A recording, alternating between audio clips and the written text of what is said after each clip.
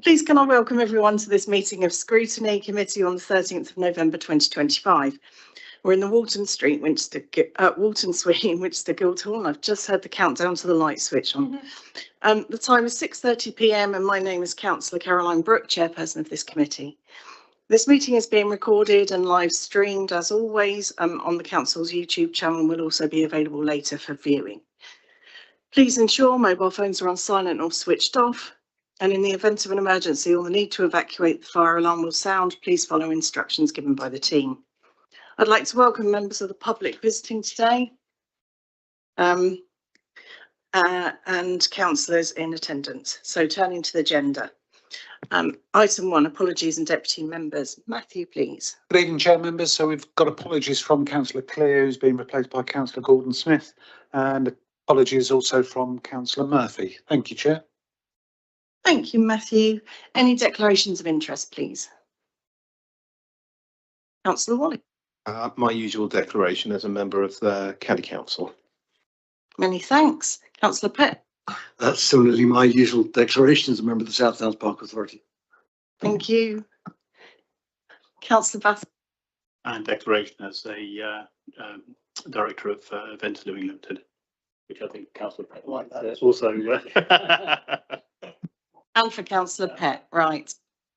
Others, that declaration's done. Lovely.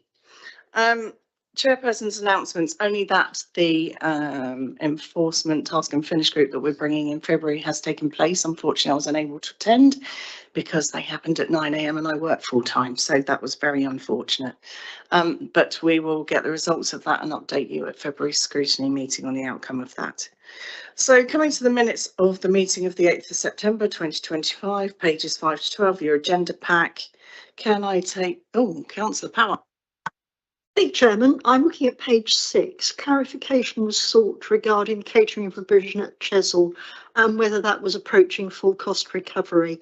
I don't think we've had an answer on that, nor indeed that the 300,000 received from the sale of nutrient credits would be used for upgrading wastewater treatment plants. Okay, thank you. Do we have anyone in the room? Councillor Todd? We can assist, Chair. Actually, that was discussed at the last meeting, as Councillor Power indicates, and my note is that I said we would incorporate those considerations in the budget papers, and the Director, Simon Hendy, said that it would be a considerable amount to move to full cost recovery in one shift. So we're waiting for the budget papers in February to confirm that, Councillor Power. So aside from that, and we've had a good response, thank you, Laura. Are we happy to agree those as a true representation of what happened on the night? I am. Agreed? Lovely, thank you. Okay, public participation on item 5. Councillor Horrell, I understand that you wish to speak on this item and items 7 and 8. Would you like to speak at the time of the papers?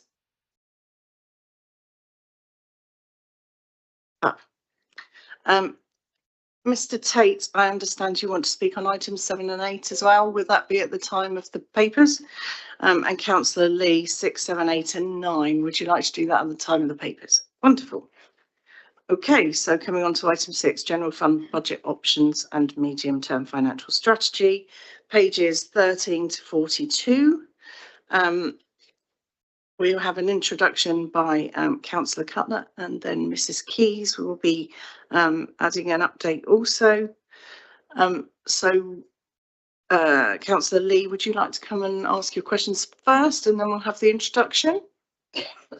Okay, Councillor Cutler will have the intro first. Thank you.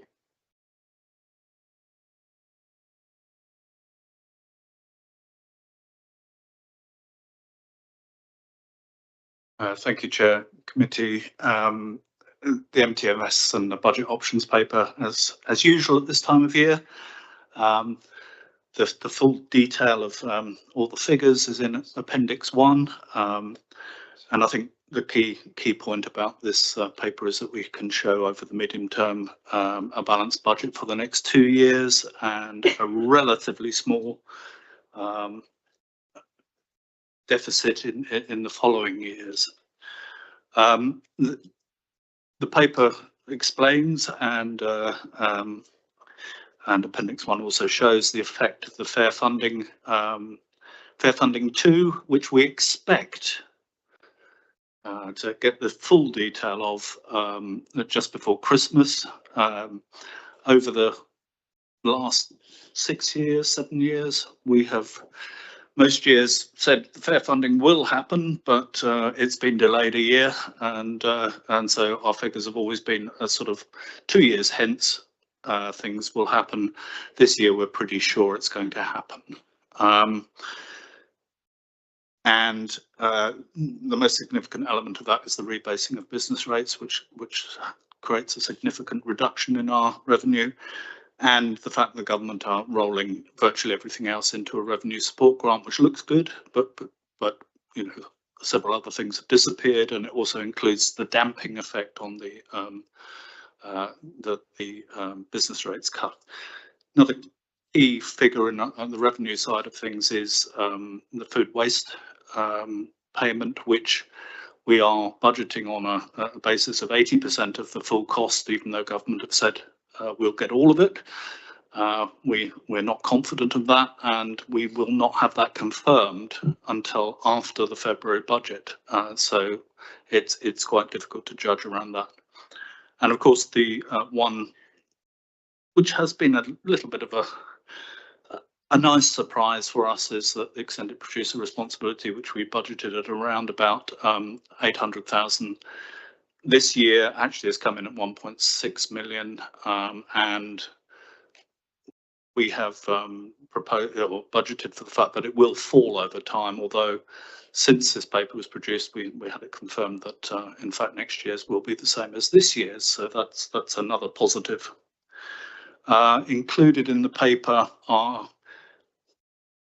in some ways this paper is quite different from other years simply because of LGR, and the big one-off expenditures will be a proposal to that the cost of LGR implementation will come to over £2 million, and we've put the figures in for that, and also the cost of the community governance review. In the paper, there's also a fair bit of detail about TC25 and the success of TC25 in that our savings figure has now reached over 1.6 million off the base budget, which is quite significant. I believe that the whole challenge process has also generated other costs or savings that we are more difficult to quantify, but around a change of culture. But the key thing here is now that with LGR on the horizon, we recognise that the harder elements of a TC25, i.e. digitisation, the invest to save elements, will not be able to be progressed at this time. When we're clearer about how we're going into and what the shape of LGR will take, it may be possible to introduce some digitisation processes in line with the other organisations that we're likely to merge into. But the important thing is that the transformation team now will be concentrating on LGR more than further budget savings in TC25 as we stand.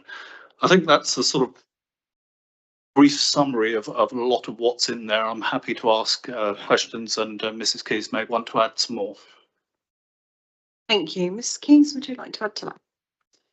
Yes, I'll just reiterate what Councillor Cutler has said, that it's showing a stable position this year in the medium-term financial strategy. For the last few years, I've come to committee and I've said we've got some real budget challenges that we need to deal with, and we brought in TC25 to do that. This year, it's showing a more positive position for us, which is really great.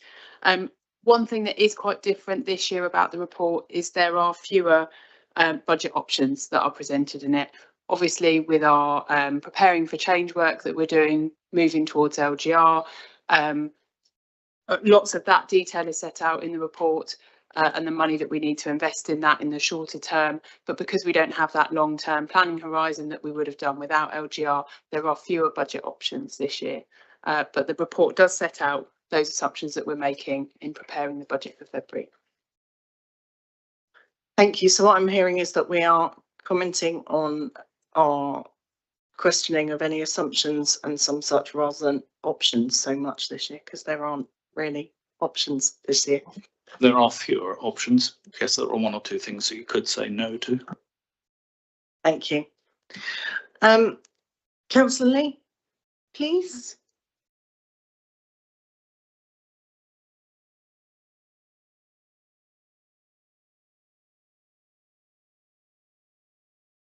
Thank you, Chair. A few quick fire questions.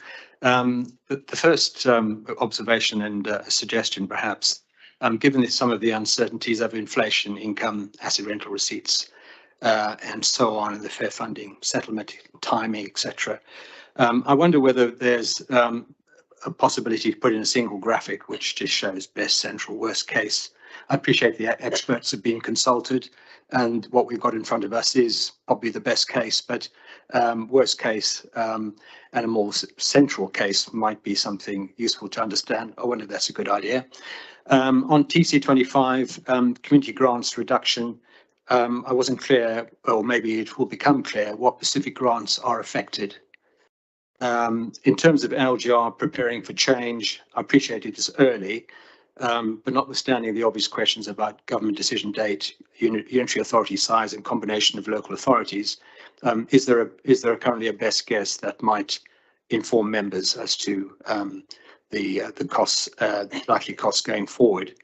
On the subject of property and asset transfer costs related to the LGR question, I see that there is related legal and surveying or valuation costs for parish and district assets for the community governance review, but not for LGR. And I'm just wondering whether it would be prudent to have a provision for that. In terms of rental income risk patterns, I wonder what was driving the increase in rental income risk in 28 and 29 and 30, and then it falls away in 2030 and 31. On the subject of the park pavilion, River Park Pavilion, should there be in the MTFS some contingency if no viable redevelopment bid materialises? If it's in there, sorry if I missed it, but it'd be good to have clarification on that. And then on emerging projects, capital investment and investor earn opportunities, I just wonder whether the MTFS should include a larger accelerated solar programme, given the financial position. I think there's a line in there which says the MTFS says solar may generate income above the borrowing costs, which of course is correct, given the current economics of solar. So can a provision be made to be more ambitious? Thank you. Thank you. Would anybody like to respond to any of that before we come to committee questions, or are we happy that we'll pick that up as we go through? Okay. So committee, the recommendation is that the committee scrutinise and comment on the proposals within the attached draft cabinet report cab 3522, which is to be considered by cabinet at its meeting on the 19th of November. So we'll take the main body of the report first, pages 13 to 36. Do we have any questions on the main body of the report, please? Councillor Power. Thank you, Chairman. I seek enlightenment on the garage maintenance budgets. So we've got a statement that the maintenance budget will increase by 120,000 a year, and that the rents will increase by 120,000 a year. Could you refer to the paragraph, please, Councillor Power? I'm looking at page 16, Chairman, B2, and later on in the paper, we see an increase in revenue for budget for the garage rent income in one of the appendices. The question is, does this apply to the garages owned by the HRA, of which we still have some, i.e. all our garages, in which case is there a tension between the general fund budget and the HRA budget for doing these upgrades? And is it actually an effective spend of money, given that we're going to increase the budget for maintenance every year, but we are only increasing the income each year by 120,000. Thank you. One of the TC25 projects was to look at garages and what we, how we should treat garages. The first phase of that project was to recognise, was the realisation, and these are the general fund budget garages, was the recognition that we were very inconsistent with rents and that they were way out of line with market. So the first phase of our dealing with garages came up with the proposal that we get garages up to market rent and continue to increase the rents by CPI as part of our fees and charges, but we are consistent with it. What also came out of that work is that there had been no specific budget for the maintenance of those garages, and so we now have a specific budget for it rather than it being something that was done as an ad hoc element of things. It's a coincidence that the two things happen to be very similar figures. We had a further phase planned for garages, which was to look at whether some could be repurposed one way or another, whether it was housing, whether it was knocking them down and creating lettable parking spaces rather than small storage spaces, as most garages are.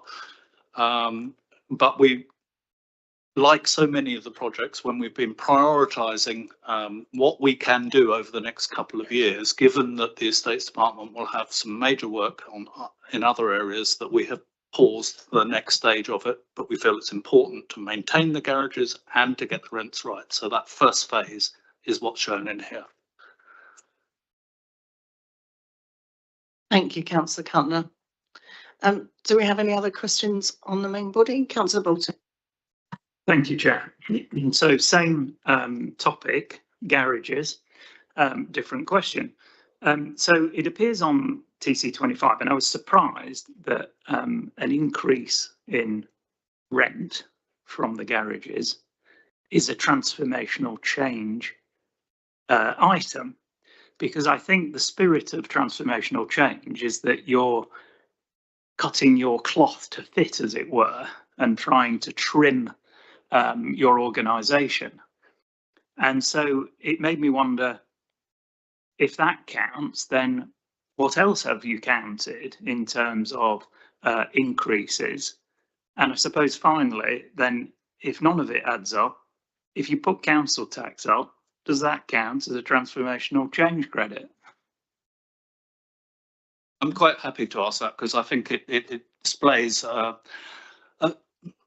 failure to understand what TC25 was about right at the beginning. It was a challenge, and the process that we put in place was a challenge to each area of the council as to not only where are efficiencies, where can savings be made, how can we improve the efficiency of service, but also what areas are we not receiving the sort of income that we should be getting. And it's through that process that those things were identified. Yes, regular fee increases clearly aren't part of TC25, but a recognition and a deep dive that the process created to find that actually our garage rents were all over the place, that they weren't consistent. That was part of the TC25 process. I'm not really bothered about whether they're counted or not. We've made the savings, or we've increased the income, and that's what matters. But those things arose out of that process, and so they are included because that process was there to make the savings, and it has. No, what we've included is those that have arisen through that process, the Star Chamber process that we had, the Planning for Change process that we've had since. You know, the lists have been come forward on a regular basis as to where the savings have been made. And some of them are increases in income. I can't list them all because there's 1.6 million there.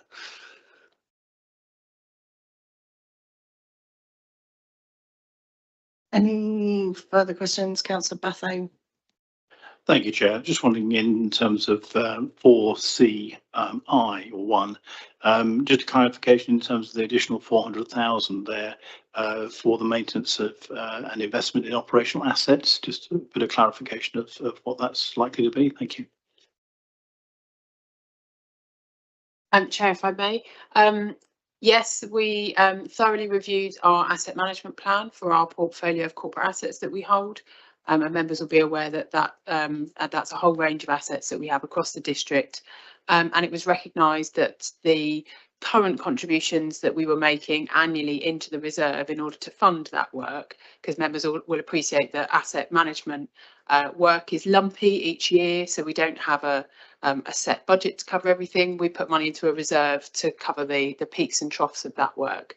So we identified that additional money needed to be set aside into that reserve to fund the forecast work over a 10-year period.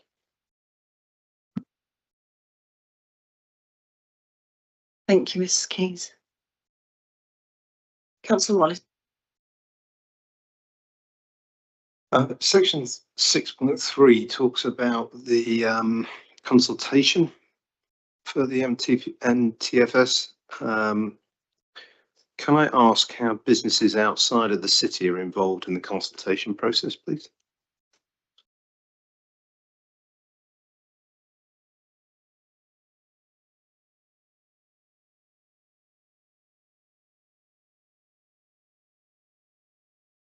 I think that the consultation on this, it says in B that it is the Winchester District Strategy Group. There is a briefing. It's not one that I undertake, so I assume it's Mrs. Yes, I attend that meeting annually to talk to representatives on that strategy forum on budget options coming forward and the financial position of the council. Okay, so my understanding that is a group of bid, so that only covers Winchester City. So how do we consult on businesses outside of the city, please? No, I mean there's the Chamber of Commerce, the bid, and the Winchester District Strategy Group. The Winchester District Strategy Group is a district group. Thank you. Any further questions on the main body before we come to the appendices? Okay, Appendix 1. Do we have any questions on Appendix 1, please? Oh, didn't write down the page of the appendix. 37.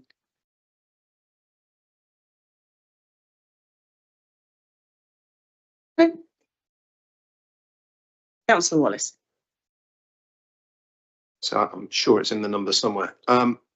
So one of the recommendations in this report is to recruit a permanent corporate head of resources. When this seems a little confusing when Winchester Council is closing in 2 years' time.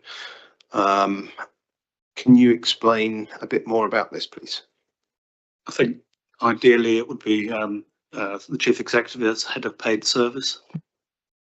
Of course, thank you, Councillor Cutler. Through you, Chair. Yes, indeed, the report does include the appointment of a permanent post. Obviously, members will be aware that any person employed for more than 2 years would have permanent rights. So even to employ on a temporary, that person would have permanent rights by the end of the term. I think I need to be really clear and say that the current Director of Finance, Liz Keys, will be an absolutely fundamental part of the work to create a new unitary for which this council will become part of.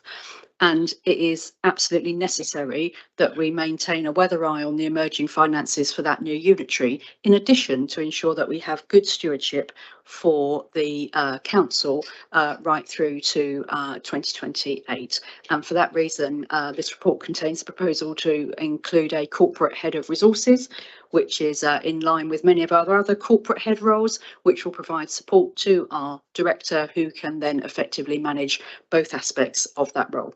Thank you.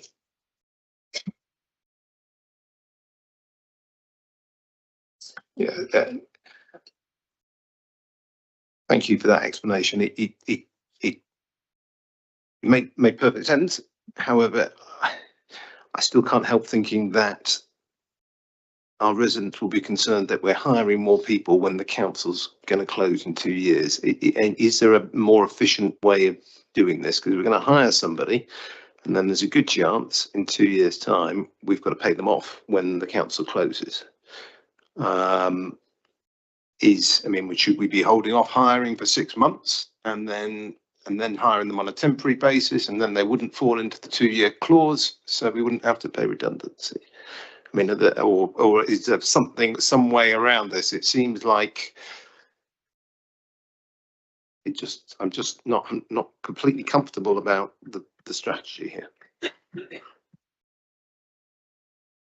you wish me to respond? I think, councillor, that it is completely appropriate that we offer effective stewardship by a suitably qualified and expert colleague to work alongside our director for the next approximately 3 years. The market is fierce for resources colleagues, and if we were to not offer a permanent role, we would be in the world of an interim, because many councils will be looking to bolster their senior management team, because when we move into a different phase of LGR, we have to identify the team that will do that work by name, and therefore that will require many of our senior and senior middle managers to work on the shaping of a new council, and we would want someone with appropriate skills and qualification and experience to be looking after the council for the 3 years, to ensure that this council delivers a legacy and a safe budget into the new unitary. So I could not recommend that we deferred this position. Thank you. Councillor Cutler. Yeah, and I think I'd like to add to that more broadly. I mean, we do need to recognise that the next couple of years will involve a lot of the senior staff needing to work on LGR, and we need to maintain business as usual. You know, the worst thing that could happen is for our services to suffer over the next couple of years. That's not what this administration or the officers and leadership team here would want to happen, but the sheer demand of, you know, of time, of officer time in terms of LGR does mean that we do have to backfill some of these areas that Mrs. Keys has been covering very well for the last few years, but you know, it's just not going to be possible over the next couple of years, and you know, it's really important that we recognise that, and that's one of the reasons why this paper has proposed that level of expenditure and the costs that will arise within LGR. I'll just clarify. There seems to be some confusion about the dates, and certainly in my head, my understanding from the documentation I've seen is that the plan is that this council will cease in March 2028. But we're talking about, Chief Executive, talking about 3 years. Am I confused? I think it's 25 at the moment, if I'm rounding inappropriately. I mean, there will certainly be, so it's, yes, the council will move into a shadow role in 27. It will run all of its duties until vesting day for a new council, which would be 1st of April 2028. However, let us be honest, we are working through that plan. There will be then a continued period of transition as services move across to the new council. So, yeah. Councillor Pett. Thank you, Chair.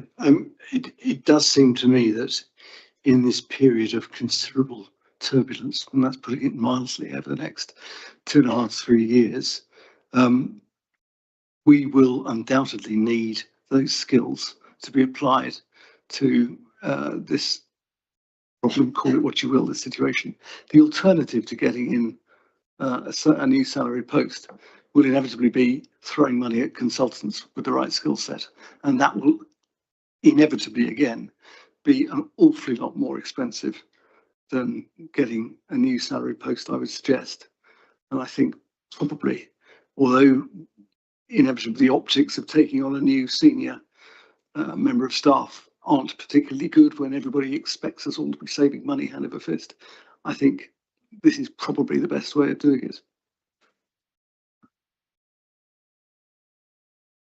Thank you. Any other questions on Appendix 1? Councillor? Could I just take the opportunity to clarify one of Councillor Lee's points on fair funding? The figures that are used in this paper are based on consultants that we use who work with government and understand exactly how this process is likely to come about. So Councillor Lee's request for a range of figures there, I think probably we expect to be very, very close to the correct figures, but we will have them before the budget. And if they do make a huge difference, obviously you'll know, but I think it's highly unlikely. Mrs. Keyes knows the background behind this, but I think it's quite important to be clear about this fair funding. We had a letter and we've had some of the detail back in the summer, but it just had the provisional figures haven't actually been sent to us yet. You might want to clarify a bit further. Yes, so we expect to hear what our settlement is in December, as we usually do, and we're looking for more long-term certainty with multi-year settlement this year, which will be useful for us. There are so many variables involved in this financial modelling that if I were to prepare a best and a worst case scenario, they would be so far apart because there are so many variables. What is presented here is my professional opinion on the most likely scenario for our council, taking into account all of those different variables on costs and funding that we will receive. So this is the document in front of you, is my professional best judgment on what the most likely scenario will be. Thank you. Okay, Appendix, Councillor Batho. Thank you, Chair. I just wondered if the removal of that new homes bonus is going to have any knock-on effect in terms of our delivery of the homes, in terms of the delivery of 1,000 homes by 2031. Comment on that. It will have no effect because the new homes bonus is not ring fenced as to what we do with it. It's just it's a mechanism that government had to encourage us to build houses. Nothing to do with council housing, to do with the houses built in the district under under all circumstances. So they've taken the approach within this fair funding of saying they'll rationalise all the various bits of ways of calculating and put it all into this revenue support grant. So that's how it works. Thank you. Okay, moving on to Appendix 2, which we have on page 39. Do we have any questions on Appendix 2?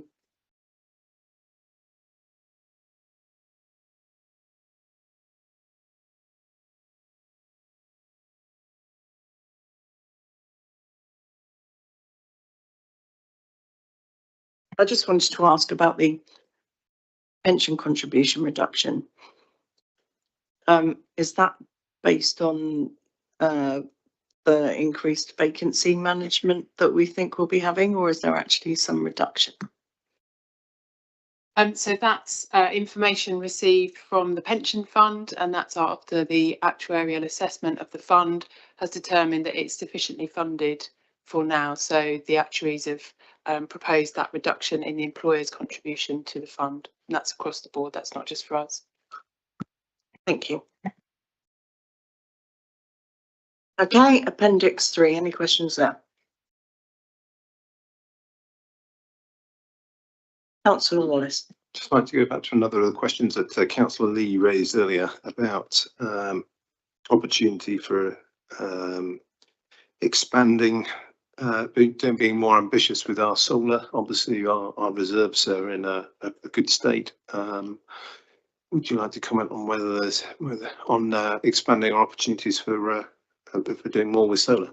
Thank you. I think one of the messages that we need, we've been trying to perhaps get across on in this paper, and perhaps not as clearly as we might have done.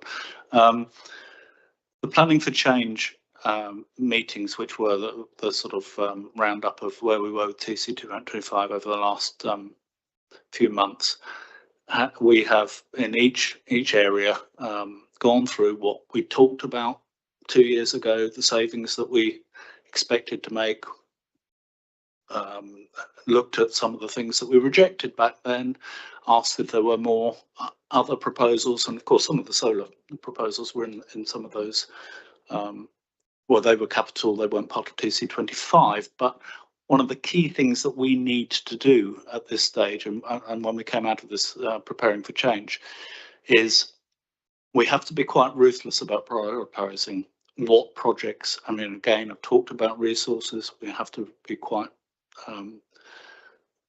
ruthless about prioritising what we have the capacity to launch into. Now, we will be assessing some of the solar that we've been looking at over the and prioritising what can be done within the time frame. But the reality is, by September next year, we will be constrained.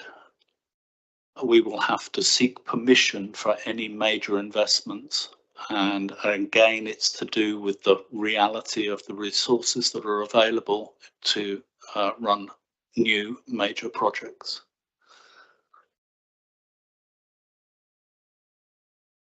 Thank you, Councillor Cutler. Councillor Bolton. I just wanted to check that I understand this correctly, because the SIL amount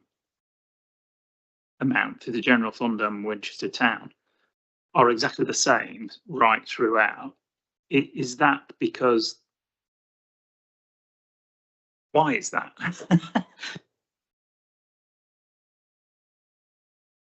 So Appendix 3 sets out the balances of reserves. So if the reserve looks the same going into the future, it's because there's currently no planned expenditure against that reserve.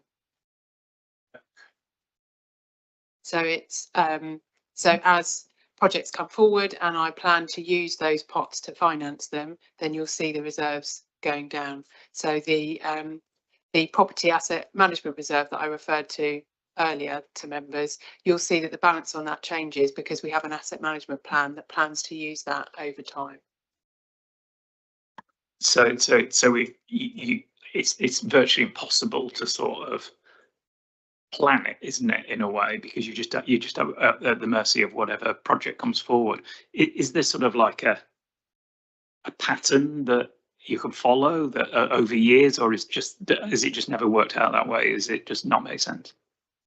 With community infrastructure levy in particular, or reserves generally? Community infrastructure levy, obviously we have a process for bids to come forward and we assess those and allocate the funding accordingly. And there's one of those rounds about to come through. So once those projects are assigned, we'll then use these reserve balances to finance those. It's always difficult with reserves. Again, what you see in front of you is my best professional judgment of the most likely scenario that we have.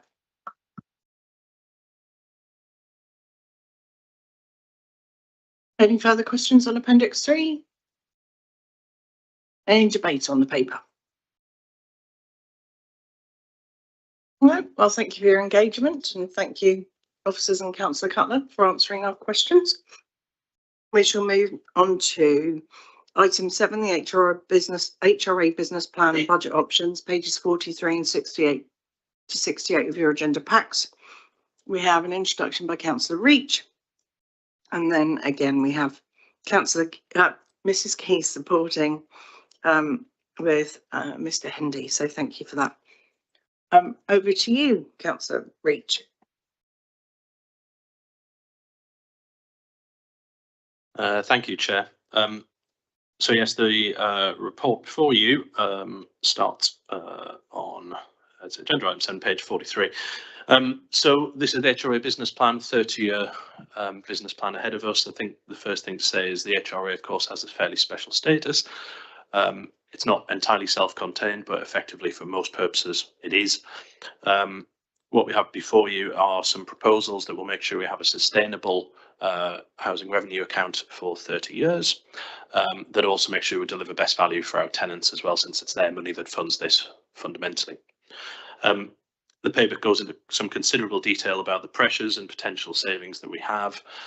In summary, the main pressures that we have on the HRA relate to macroeconomic and factors driving higher interest rates than we expected. Particularly public works loan board rates higher than we expected they would be. The calculation that gets to that is complex. I'm glad Liz is here, but fundamentally it's linked to gilts, which, as we know at the moment, are quite volatile. So what we've done is we've made a very prudent assumption of what we think that those rates will be. The HRA also has a significant amount of borrowing, internal borrowing, which is dealt with slightly differently. And again, there's a whole deal of complexity in there explaining how we're going to deal with that, paragraphs 1134 to 1136. But to put some scale on it, it's around £200 million of borrowing that we have. So it's a significant amount of money. And obviously, if interest rates are higher than we expect them to be, that has a significant impact.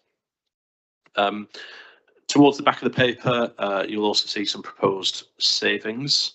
Again, this is right to challenge whether the HRA and housing services are as efficient as they can be, since they are largely funded by tenants, leaseholders. These will, of course, be discussed with the TACT board, so that's Tenants and Councils Together board. We have a meeting next week on the 18th. Thank you. So Tuesday of next week, to make sure that our tenants and leaseholders are clear on what we're proposing, and then subject to the views of this committee and subject to the views of that board, and that then goes to Cabinet thereafter. I could go into more detail, but I think if you're happy, I'll take any questions. Thank you, Councillor Reid. Mrs. Keys, was there anything to add? Councillor Horrell then, please, if you'd like to come forward. Thank you.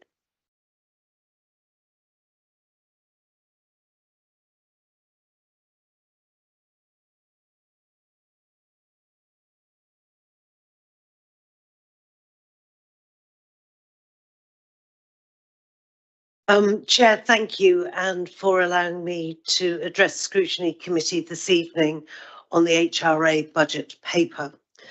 I'm encouraged to see that the HRA continues to offer an outstanding service to our tenants across the district, and indeed that it appears that with some element of work and change, we will be able to agree a business plan that is acceptable.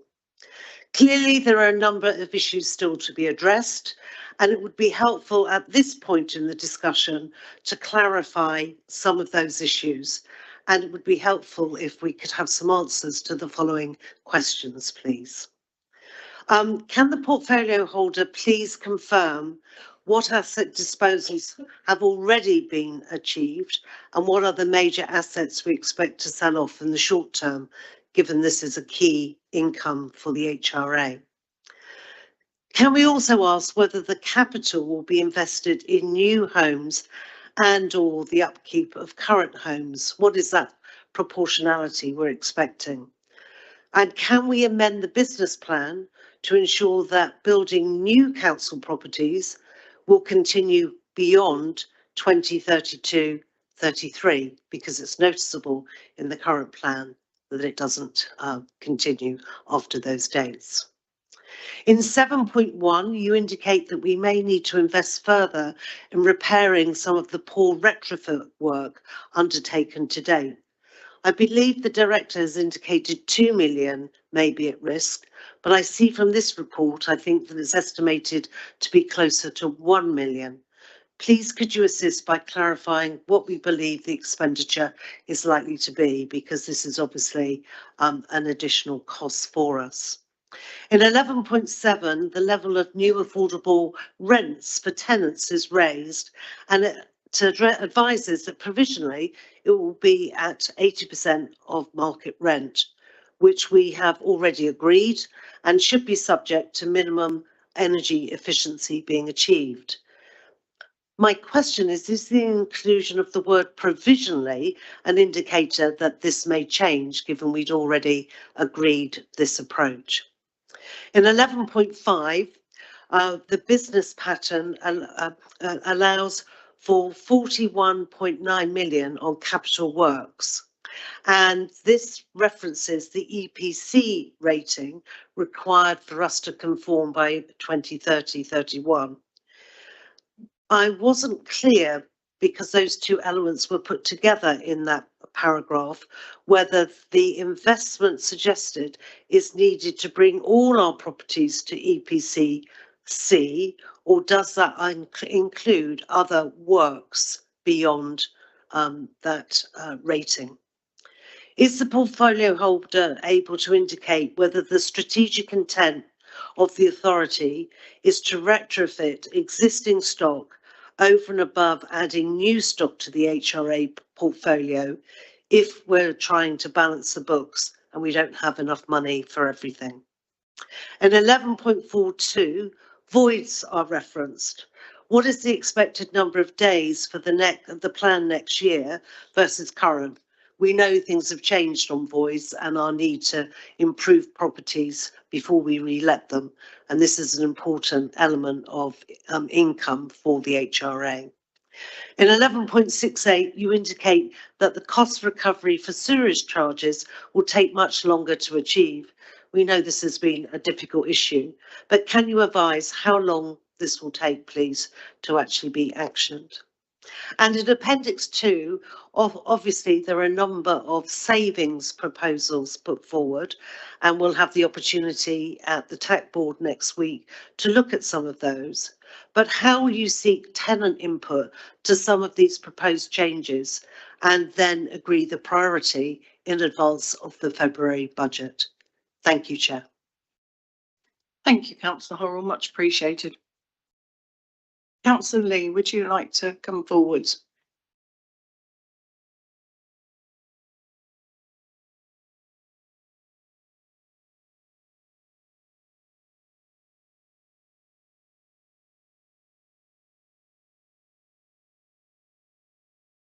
Thank you, Chair, and thank you to the housing team for producing a comprehensive business plan and budget.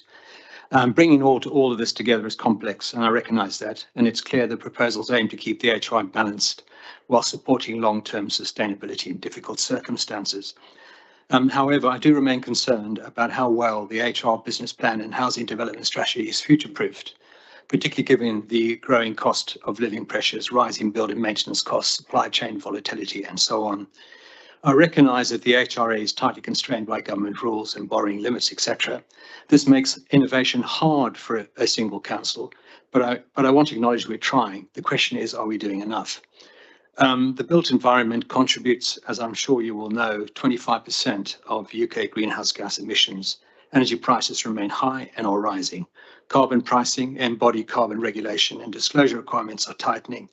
Costs for high emission energy and carbon materials like cement and steel are already up 5 to 15%, and these are structural, not temporary pressures. All of this is unhelpful to the HRA, affecting our ability to build, retrofit and maintain and buy homes with clear consequences for tenant well-being, cost of living and integrity of our housing stock. And then, of course, there's the persistent housing performance gap, the difference between how our homes are designed to perform and how they actually perform.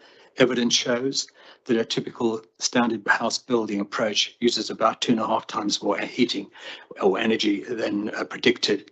And a certified approach to a higher standard tends to show no measurable gaps. The national EPC ratings have improved by only 2 points in a decade, not enough to improve comfort dramatically and reduce bills. To protect tenants in the HRA, I think we need new energy efficient, low impact approaches that eliminate performance risk and improve affordability. And I think there are opportunities to do things differently. We know that the new home energy model, which is coming to replace the awful EPC system, is still some way off. And I think it'd be better to reflect. It will better reflect Fabric First design, renewable systems, and measured performance, aligning with the higher certified performance models available, and the whole life carbon standards coming in future home standards. But can we get ahead of the game?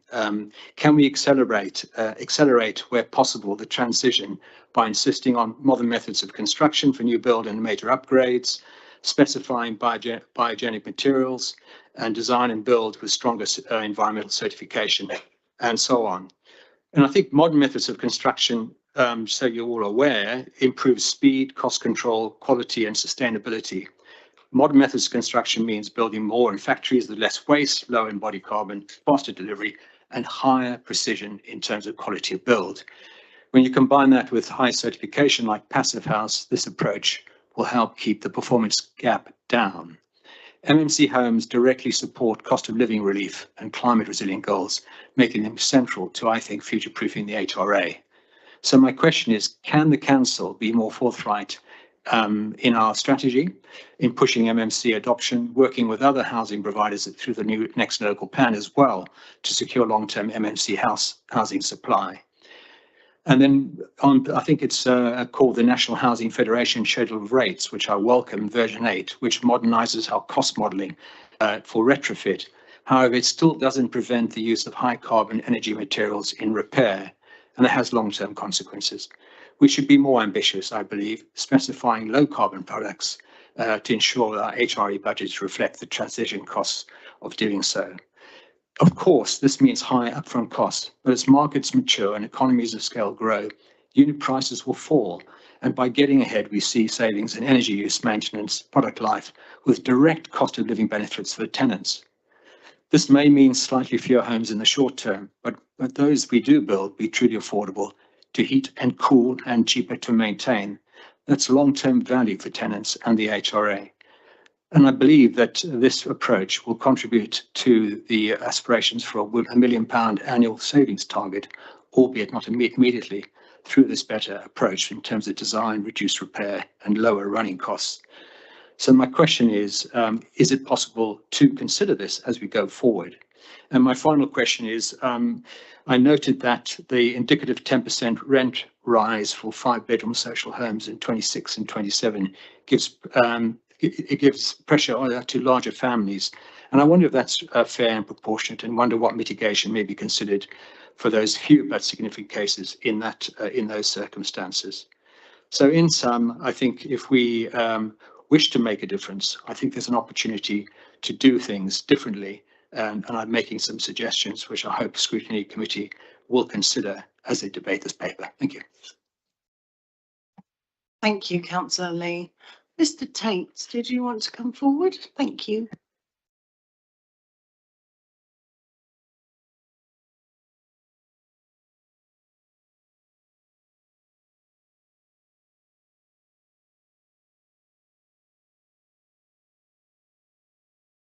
Thank you, Chair, for the opportunity to address the Scrutiny Committee, and Councillor Horrell's touched on some of the points I was going to raise. Recommendation 9 talks about the disposal of surplus HRA assets and suggests that the HRA will dispose of around £500,000 of property for the next 5 years. I was wondering what the current criteria are for determining whether an HRA asset is surplus and therefore whether it should be sold. I've reread the HRA budget 25 to 26 discussed at Cabinet in February, and it refers to strips of land rather than houses, although I do note that Barnes House was mentioned. Has anything changed? In terms of actual properties, I'm reminded of the case of 16 Tower Street, which was a council-owned 3-bed property where the council secured planning permission to convert it to 2 flats. The council then decided not to go ahead with the conversion because they believed it was too expensive and the property was sold. I note that the council has now put Barnes House on the market. I don't think the sale's gone through yet, but it's active. It's an 8-bedroom dwelling, 7 garages in one of the most select parts of Winchester, offers in excess of £750,000.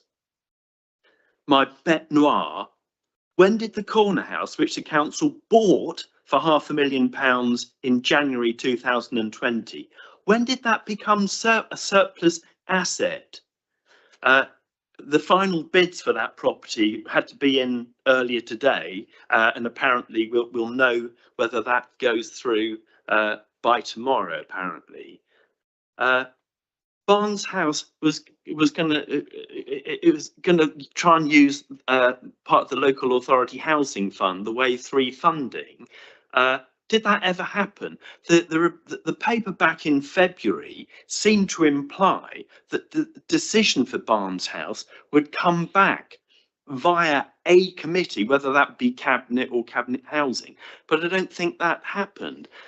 So I'm just a bit perplexed as to what is the rationale behind those asset disposals. Is it property?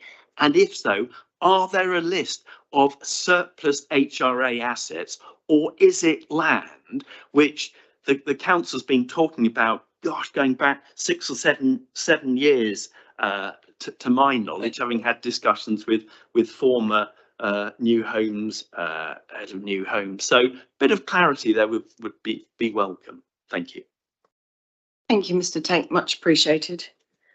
So I've noted down quite a lot of questions from that. So we'll go through the discussions, and those we don't get to, we shall pick up at the end. So committee, it is recommended that the committee scrutinise and comment on the proposals within the attached draft cabinet report, Ref Cab 3523, which is to be considered by Cabinet's meeting on the 19th of November. Can I remind you all to state the paragraphs that you're, or at least the pages that you're speaking about, because it makes it easier for the officers to find the specific part and answer the question effectively.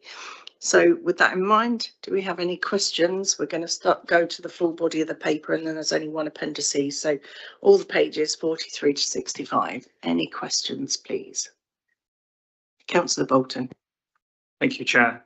It's based on 11.29 on page 58. It's really the talk around, as Councillor Reach mentioned, the Public Works Loans Board, the fact that that's tagged to yields, and I wondered to what extent there was scope to not use Public Works Loans Board financing and skew it more towards financial markets, particularly with the need to refinance the 35 million over the next 5 years, given that there seems to be more confidence in the markets that interest rates are going to come down further, but given the state of the current government, gilt yields could continue to be all over the place, or we might all be paying huge amounts of tax within a couple of weeks' time, and that will stabilise at a lower level. But I wondered what the options were to refinance with lower and more stable interest rates. Thank you. That is a very good question. The Public Works Loans Board is the cheapest place that the council can get financing. Indeed, there is a discount on the rates for house building, so we get a lower than published rate for that infrastructure investment. There is a constant watch on what those PWLB rates are doing, and obviously we have some flexibility in the amount of time over which we take out those loans. So when I refinance loans and they mature, I look at what the best repayment version and time frame for us to borrow over is. But it is the cheapest way for us to finance that borrowing. Thank you. Councillor Power. Thank you, Chairman. We'll take the easy one first. Page 54, 11.6, the rent increase. Is there any indication that the housing element of universal credit will be increased by CPI? That is the easy one. My second question is on page 64, 11.68, regarding wastewater treatment plant upgrades. Now, I'm not quite sure whether our position on this is dynamic or whether I've got the wrong end of the stick. I originally thought we were going to appoint a project manager internally. I know there was an offer from Push to project manage some of the sites to cope with our resource constraints. And now it appears that we're going to outsource. This is very relevant to tenants. We've been told that when the plants are upgraded, the costs will come down. And that, of course, affects the HRA as a whole, because the HRA is in effect subsidising those private systems at the moment. We also asked, I think the meeting before last, that the current system where houses are charged the same rate regardless of size of the houses was to be looked into, and I wondered whether that review had taken place and what was the outcome of that. Thank you, Chairman. Thank you. Who would like to answer those? Councillor Reid? I'll pass over to officers in a second. I'm not aware that what the decision is on universal credit, unless officers are. I mean, I assume we wait and see what the Chancellor says in a couple of weeks. So it is going up by CPI. Okay. Well, Mr. Hendy then on the universal credit uplift. Yes, the government, you're probably aware the government sets increase in welfare expenditure on the basis of the CPI in October. So all welfare benefits go up by that amount. And then on the wastewater treatment upgrades, we do have an officer internally who's leading it, but more detail. Yes, we have an officer appointed internally to project manage, and overall we are still we're limited in the technical resource availability to take forward the programme, but we are making progress specifically in the plant that is a high cost to the HRA, and one of the highest cost plant, Firstly Corner, will be starting very soon. And so we have an active programme to promote that. The question of changing the way in which we charge people, we haven't considered at the moment. The proposals in this report are based on the existing approach, which is the rateable value of the property, the same as if someone was on Southern Water charges, and we increase all the charges on a percentage basis, as been the case here in this report. Sorry, but as you can see, it's significantly less than what the Southern Water charge increases have been. If I may, Chairman, I understand in Hobbs Close that the charge is the same for each household. Some of those are 3-bedroom houses. In fact, 1 or 2 of the privately owned ones are 4-bedroom, I think, and some are 2-bedroom bungalows. So that doesn't quite tie up with it being charged in line with the rateable value. And I would like clarification on that. I may have it wrong. But I would like confirmation of that. The other point that occurs to me is that we're not currently publishing the results of the upgrade at Itchen View in Itchen Stoke, and I wondered when those performance data was going to be shown on the website. Thank you. Sorry, Chair, I can't answer that. Obviously, it's not sort of detailed I'd have at my fingertips. I'm more than happy to write back to the councillor in that. Thank you. Councillor Wallace. Yeah, whilst we were on that on section 11.6, I just wanted to go back to that. There was a question raised by Councillor Lee about the very large increase on 5-bedroom social rents, whereas most of them are all the other rents are increasing by around 4.9%. That one's up at 10. Can you comment on that, please? So section 11.6, page 55. Councillor Reid? Yeah, so Councillor Watson, I think you're referring to the social rents. Affordable rents will go up by 4.8% for 5-bedroom, but you're referring to the larger increase on social rents. Mr. Hendy, I'm not sure about the details specifically on 5-bedroom homes. No, just of course.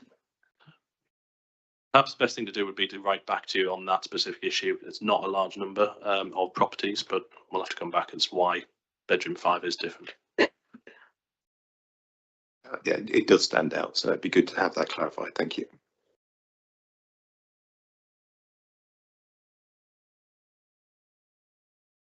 Do we have any other questions on the main body of this paper before I come to Councillor Wallace again? Councillor Pett first then. No? Right, Councillor Wallace, then Councillor Bolton. Okay, thank you. So paragraph 1119, we're talking about the plan for the additional homes. So obviously we've got a plan in the short term for next couple of years for the homes that are planned to be added to the HRA. But I'm not getting a warm feeling beyond that. And this kind of touches on some of, do we have a plan going forward? Again, it touches on some of the points that Councillor Lee raised about how we procure houses going forward. So is there a plan beyond the next year or two?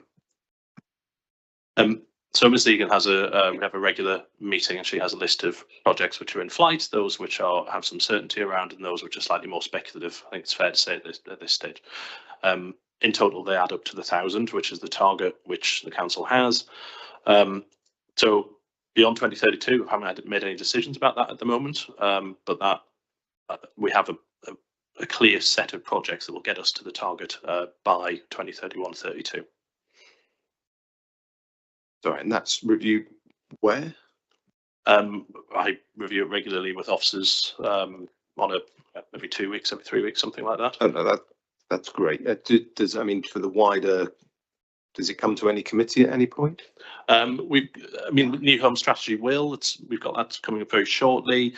The performance report at the back of this agenda pack has detail around it as well, so you can monitor delivery against it. It's quite an operational issue because it's right down to individual sites right across the district. I think we did a presentation about it to the Cabcom housing fairly recently as well.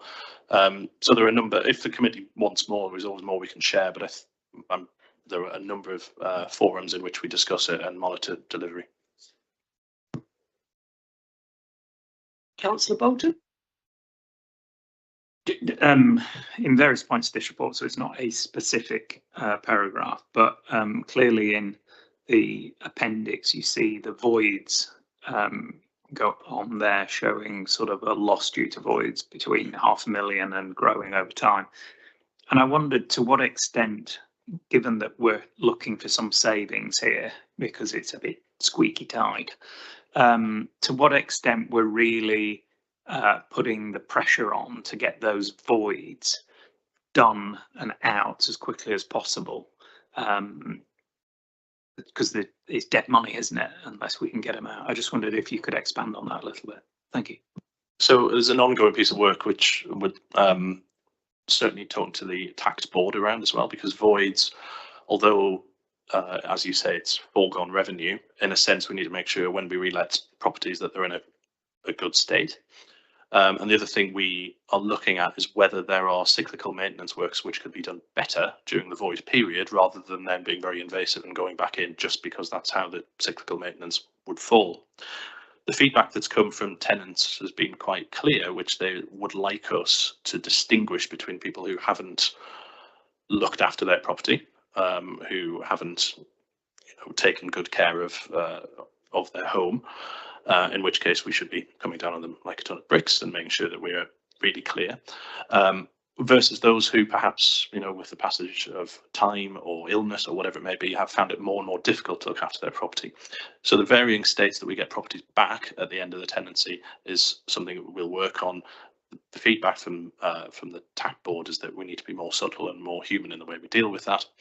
And as I said just before, also making sure that we're taking the opportunity to do any cyclical maintenance. So just trying to drive down, in summary, I'm waffling, in summary, just trying to drive down that void period might not necessarily be the most efficient thing to do in the long term if we know there is works that will need to be done to the property thereafter.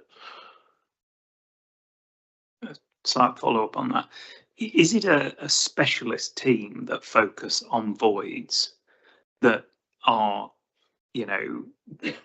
they're clear about what needs to be done from soup to nuts in a particular void project, as opposed to like a collection of trades coming in and out? Is it a specialist team that we've got working on that?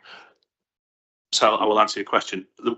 But to start with, I think we need to be aware we've got an ongoing project around understanding the condition of our stock. So that will take about another 18 months to get that, because at the moment we're not completely clear on the condition of everything, of all of our properties. So that's the first piece of the puzzle. As to the actual delivery of voids, That's done through our contractor Cardo, and the way it's approached is we have basket rates of properties depending on the nature of the void property. So it's a relatively small level of works.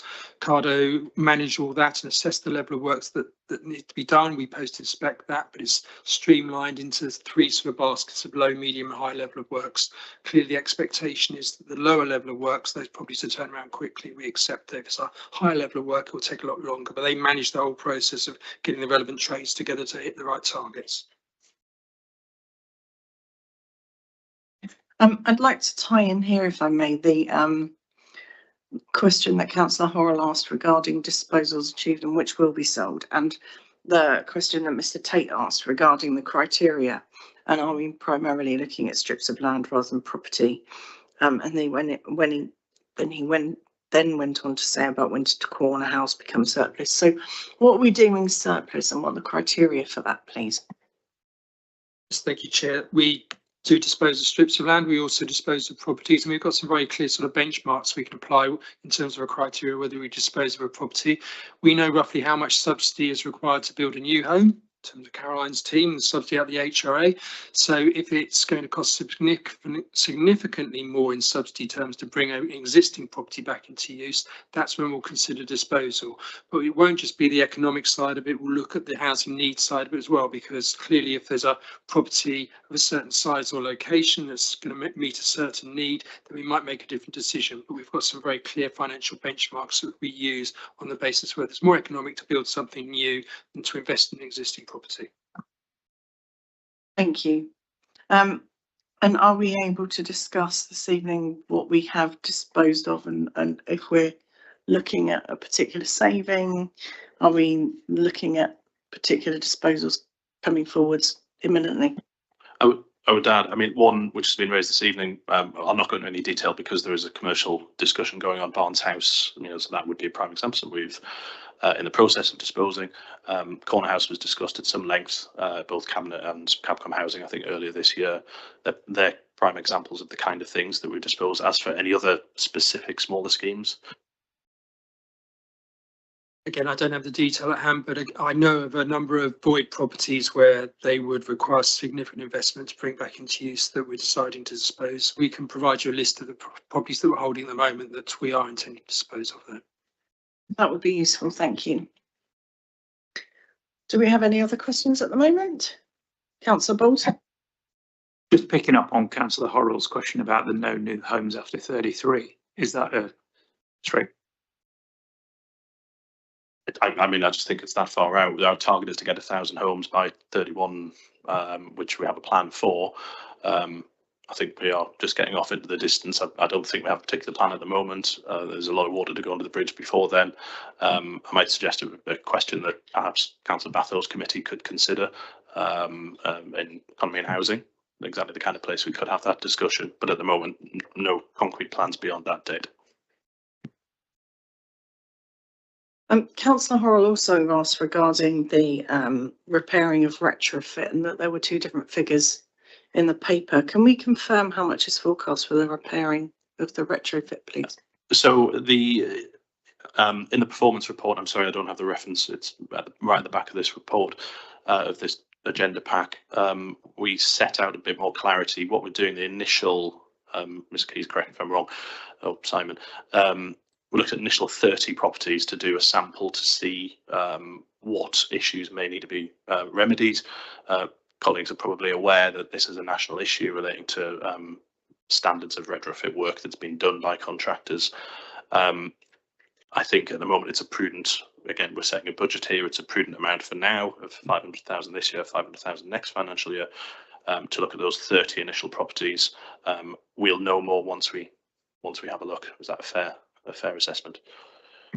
Yeah, exactly. So the only thing to add is that that is the gross sum. So we're prudently putting a sum of money aside to deal with that. But obviously we are in negotiations with the contractors that originally undertook that work with the intention to try and reclaim the costs of putting that right. So our hope is that the HRA will not be picking up that £1 million cost. There will be a different cost in the future.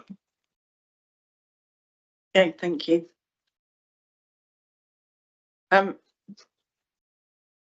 The EPC rating was discussed, and whether the investment was suggested within the paper was just to get to the correct EPC rating. And I know that Councillor Lee also discussed some other options for bringing forward to future-proof some of this. Can I just have a brief sort of response about our considerations around this and what our thoughts are, please? As usual, Councillor Lee is the kind of leading edge of emerging standards in this area. What we are trying to achieve is that every council home we have will be EPC-C, even if EPC is an imperfect measure, and it will be done by the government's deadline of 2030, 2031. So that's what we're trying to do. That's what we're achieving. Councillor Wallace and I had a conversation after the last Scrutiny Committee where he quite reasonably suggested some challenge to that. Of course, we're going to see, we will do the easier properties first and the low hanging fruit, and the further we get down, we may find there are some properties which are extremely difficult to get to that standard.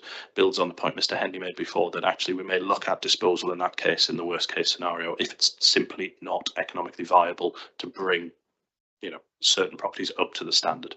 So without going into all of the detail, the challenge is to get EPC-C, whether or not that is a good measure, and that's what we're on target for at the moment. Okay, thank you. I know we've briefly discussed the 5-bed rent increase, and Councillor Lee also mentioned the 10%, and that's the pressure on large families. So I'm aware that you're going to come back to us on that. But the rent increases, Councillor Horrell also mentioned the word provisionally, implying there may be change on this. Is there flex on this, or is it just poorly added word?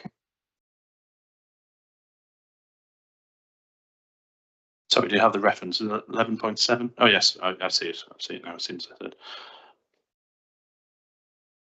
Mr. Hendy, I'm not sure whether that is just a drafting thing. It's in the middle of that paragraph, 11.7.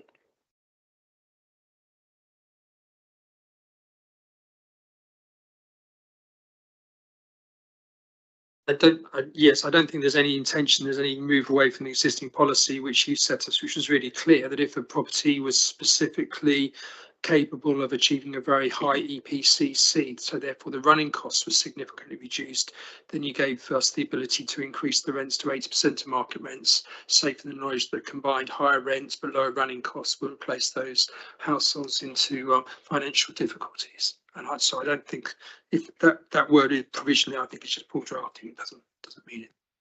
Thank you. And the only other question I had noted down that we haven't really come to is about, and coming back to Councillor Power mentioned the sewerage piece earlier. How long do we expect for cost recovery on sewerage charges? So the gap on sewage, correct me if I'm wrong, is around £350,000 per year, which is effectively a subsidy from the HRA to the cost of running Winchester City Council's sewage plants. We have around 50 of them. They're very different. They're different in specification, age, performance, number of properties linked, all that sort of thing. It's incredibly complicated. Tenants and owner occupiers who are connected to these systems do not pay a consistent fee. It's different per plant.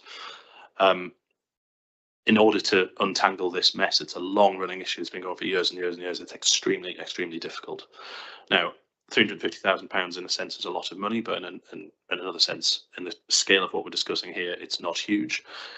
So the compromise proposal is that we go for this flat 10% increase, bearing in mind that most people's expectation, or what's in most people's deeds, is that this is for private connections, is that it will be in line with the local water authority or Southern Water, depending on when those deeds were agreed. And I believe Southern Water's rates went up by about 48%. I think it was 48% on average. So it's a fair, proportionate response. It does not get us to full cost recovery, but getting to full cost recovery is going to be very difficult and could be quite painful. So it will take a lot longer. I can't do the maths in my head, because 10% on top of where we are to bridge that £350,000 gap, I don't know, but I'm sure we could do a bit of analysis and come back to the committee. It will take longer than if we went to full cost recovery, but that wouldn't be the right thing to do when people are still struggling. If I could just add, we can't put a time limit on it because every plant's costs are different, and therefore the time to achieve full cost recovery will be different for every plant based on that 10%. So we can show you plant by plant, but there won't be one overriding number that says by X date. Well, I suppose there will in some distant point in the future. Everyone will be in the position where they're paying the right charge in terms of cost recovery. At the same time, you're aware we're investing in the plants to reduce the costs of very high cost plants. So, because quite frankly, some of the costs around there would have been very difficult for us to get to full cost recovery over a considerable period of time. So it would have to be plant by plant that we provide that information. Thank you. On Appendix 2, how will you get tenant views and priorities for the savings proposal? So the main avenue for that would be through the TACT board.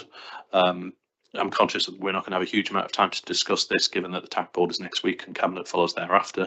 It's an aspiration of mine to make sure that we genuinely have longer in future to discuss issues of this nature. I've already mentioned Councillor Batho's committee. I think that's a committee I'm quite keen to make better use of, because that, housing is in the name there, and we could discuss that better. But that's not the only place. We still have TARA, so I'll be attending the TARA tenants and residents together. Tenants and residences Association. Yeah. Thank you, Mr. Tate. Tenants and Residents Association AGM in a couple of weeks' time. And again, ward councillors please do feedback any concerns or views from residents. So there are many ways to do it. Officers also carry out roadshows right across the district as well. So many ways, but the key is the TACT board. Thank you. Do we have any further questions on this paper? Councillor Wallace. I just really had an overall one for Mr. Keys. We've got lots of challenges identified in this paper, and voids, refurbishment surveys, quality of retrofit work, so on and so forth. And I'm not sure this is the right place to deep dive into each of those challenges. But I would like to get an understanding of the overall risk and whether we're comfortable with the HRA balance that's going forward. And it is dropping quite quickly at the moment. And then whilst the long-term plan does show it recovering, there is clearly risk, and particularly with it dropping so fast at the moment. So, I'd like to get a feeling from the officers on what the level of risk is, and in fact what level of working balance we should be striving for really overall. Thank you. Certainly I'm happy to give a view on that. There is risk associated with any business plan over a 30-year period, and as Councillor Reach said in his introduction, there are lots of pressures facing the HRA, most of which are outside of our control. We can control investment in our capital programme, but we can't control the macroeconomic conditions that affect some of the costs of doing that work. And there are lots of legislative things that we are required to do around the HRA. So there is a certain amount of risk. But I would just remind members that this is a 30-year business plan over that long planning window, but we revisit it annually. So the assumptions that we make this year and the actions that we take in order to address those risks now may be different from those that we take in 12 months' time. And it's reviewed every year, and we review the risk profile and the pressures on the HRA. We had many years where there weren't financial pressures on the HRA, and then for the last 3, we've really been feeling that, and we've been bringing forward savings options to make sure that it balances. So I'm confident that it's in a sustainable position now going forward into the future. No, I would just add to that. We've seen AWAB's law came into force last week before last, which a few years ago would have been unexpected. we've already discussed the remediation works we've had to do for retrofit, also unexpected. So there are, when you're managing a portfolio of 5,500 properties, these things will come along, and I think there is a kind of unavoidable base level of risk there, particularly when we look over the next 30 years. Just follow up. I mean, so the HRA balance is dropping quite quickly. When would you get uncomfortable? What kind of balance is the minimum balance you'd like to see in the HRA?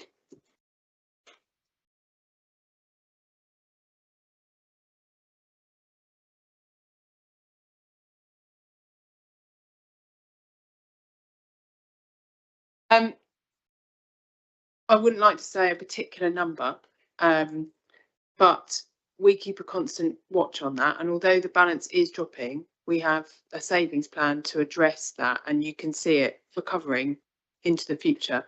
And obviously the repayment of debt and the cost of debt has a big impact on the cost of the business plan over time.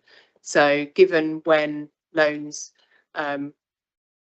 mature and refinancing might need to be undertaken, you can see that the balance moves over time. So I'm confident that it recovers within the business planning window. Thank you. Do we have any questions moving on to the appendices now on appendices 1, 2 or 3? Councillor Power. Mr. Chairman, I'm back to wastewater treatment plants again. Could we please show the income from the sale of nutrient credits in the business plan? I note that the cost of the upgrades is shown as a to be confirmed. I think it would help to reassure tenants that we are getting some income from that investment. Thank you.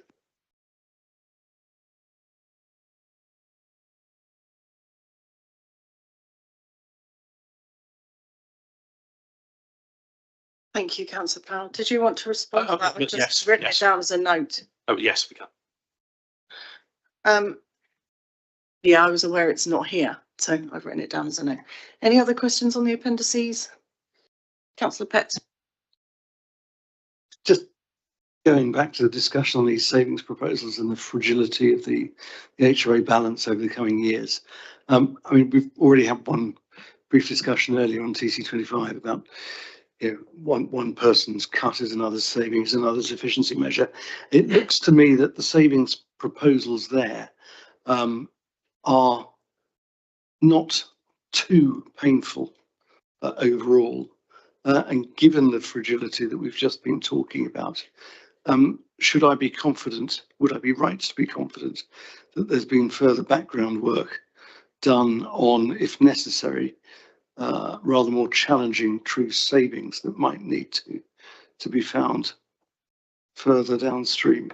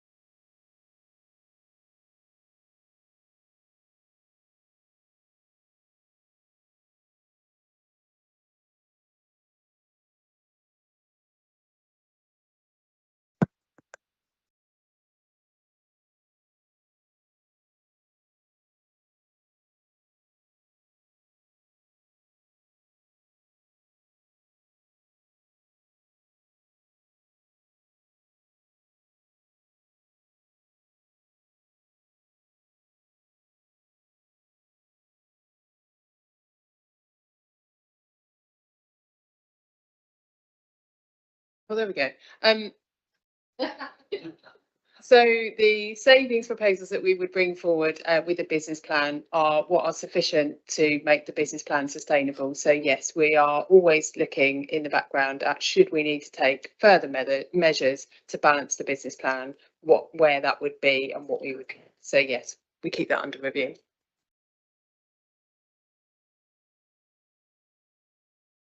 Thank you. Councillor Bolton.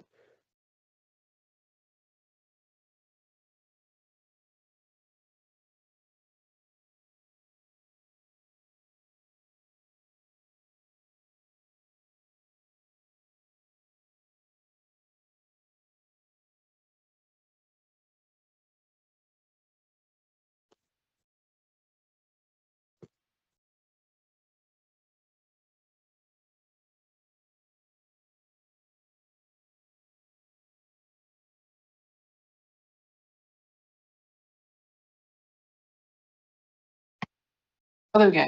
There we go.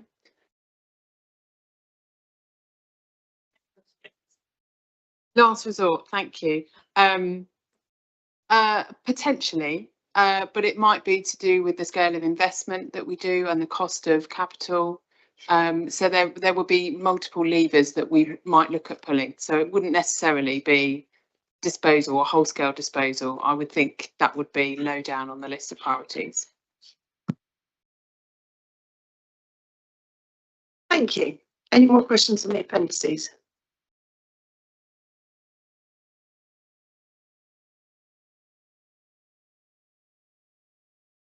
No, any debate on this paper? Councillor Power.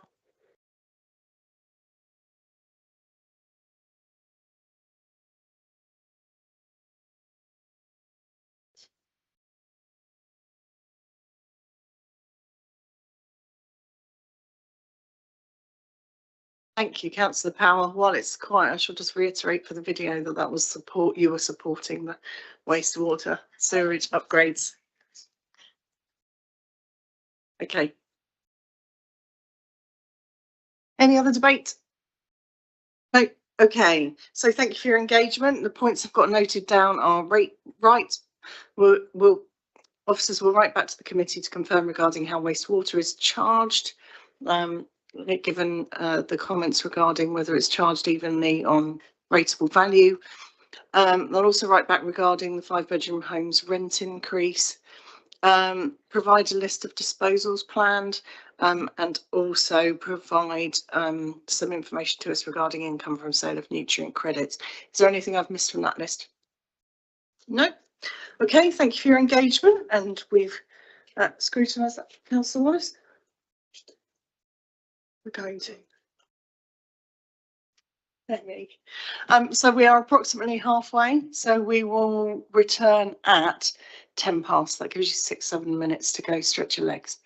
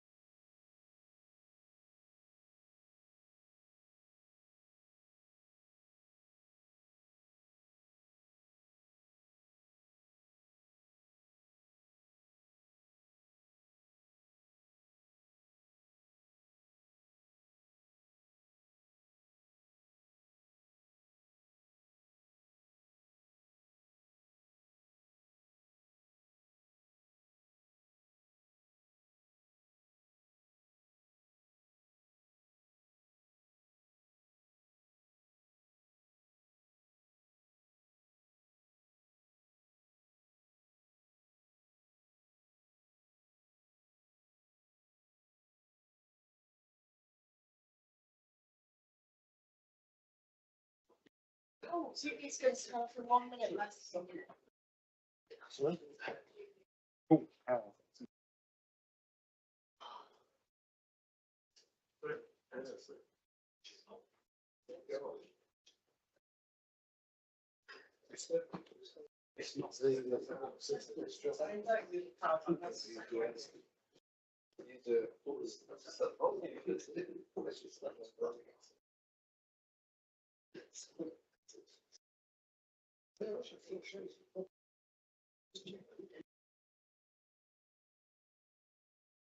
Welcome back, committee. Sorry to interrupt you. So moving on to item 8 on the agenda, we have Hobbs View, Southbrook Cottages, Mitchell Dever. It's pages 69 to 86 of your agenda packs. Councillor Reach again will give us an introduction. We have Miss Egan and Mr. Hendy here to support us. So Councillor Reach, over to you for the introduction, please. Thank you. So the paper before us now is lessons learned into the construction of 6 flats in Southbrook Cottages, in Mitchell Dever, Onston Mitchell Dever ward. This project was originally conceived in 2020. Construction began in October of 2022, lasted around 2 years, and the 6 properties are now occupied. The feedback from the tenants of the properties is good, is very good. 1 or 2 minor complaints, but people are happy where they are. But we've got a lessons learned here because, as our council constitution provides, given that there was an overspend in excess of 10%, we need to do a lessons learned and consider what we can take away from this. The overspending was around £500,000 on a scheme of around £2 million. The specifically precise figures are in the report, of course. These properties were built to Passive House Plus standard, which is an exacting standard relating to energy efficiency and other things such as air tightness of the property as well. And there was an associated car parking provision as well. This has echoes of the paper that we took recently relating to Woodman Close and Sparsholt, which is another small scheme in the same ward and rural part of the district, which was also ended up costing more than we'd hoped. So the paper itself sets out the reasons for the cost overrun. It sets out the things that we would propose to do going forward, and I'm happy to take any questions that the committee may have. Thank you. Officers, would you like to add anything to that? No. First of all, I'd like to say thank you. Although this paper, although the overspend was in 2022, I appreciate that the paper's been slightly delayed in coming to us because it means we can discuss everything openly rather than exempt. So thank you for that. We're going to go straight into the paper. I'm not going to separate it up. Do we have any questions? Oh, I'm so sorry. I skipped forward. Councillor Horrell.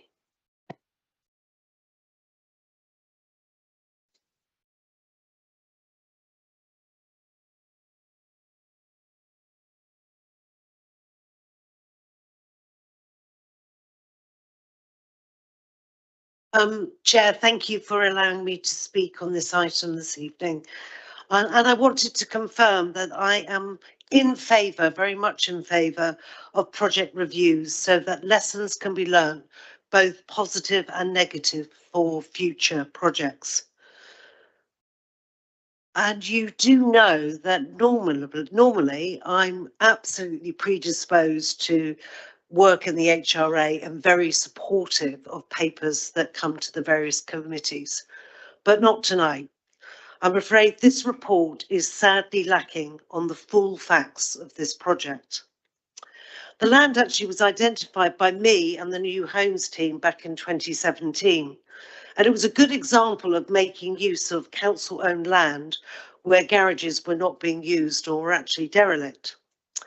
And at that time, a passive house scheme was not proposed.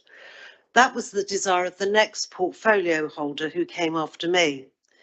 And that was at a time when such schemes were still relatively new to the market and largely untested. I suggest the scheme that we have specified was actually over-specified and has cost the council dearly. I don't believe the risks were therefore understood properly and are really quite high for the council. And indeed, to be more than £500,000 and almost 27% over budget is quite unbelievable. And although we're absolutely all in favour of homes that are efficient from an energy point of view, I suggest that this approach is over-engineered and actually in some ways was a vanity project to understand whether passive house was a way that we wanted to proceed. And indeed, you'll be able to clarify, I'm sure, with Mrs. Egan, that we have not actually specified any further schemes of this type. The lessons learned about the specification are that the availability of compliant component parts was actually limited at the time, and that created huge time delays for the project because you could only use certain materials. And the certification of the building likewise brought delays when the building did not pass because of the specification not being followed correctly. What is not recorded is the loss of accommodation for tenants and the loss of revenue to the HRA whilst the properties were rectified. There was some significant time period when that happened. And so that is not actually listed as a cost in 2.20. There is also no reference to the treatment of the parish council by the contractor and their placement of their site office on the rank car park owned by the parish and the lack of resolution about compensation for that use. I know the report has not sought to gain input from city councillors for the ward or from the parish council. And I suggest if we really want to learn, rather than simply tick the box that addresses the constitutional issue of significant overspend, then we should have approached it differently. The parish council would be mortified about the lack of information in this report and their lack of involvement. And certainly they would feel that there are more lessons to be learned than recorded here. I'm sorry to say it's a lost opportunity and does not reflect well on an open and transparent approach and a full understanding of the lessons that we all might learn for future projects. Thank you, Chair. Thank you, Councillor Horrell. Councillor Lee?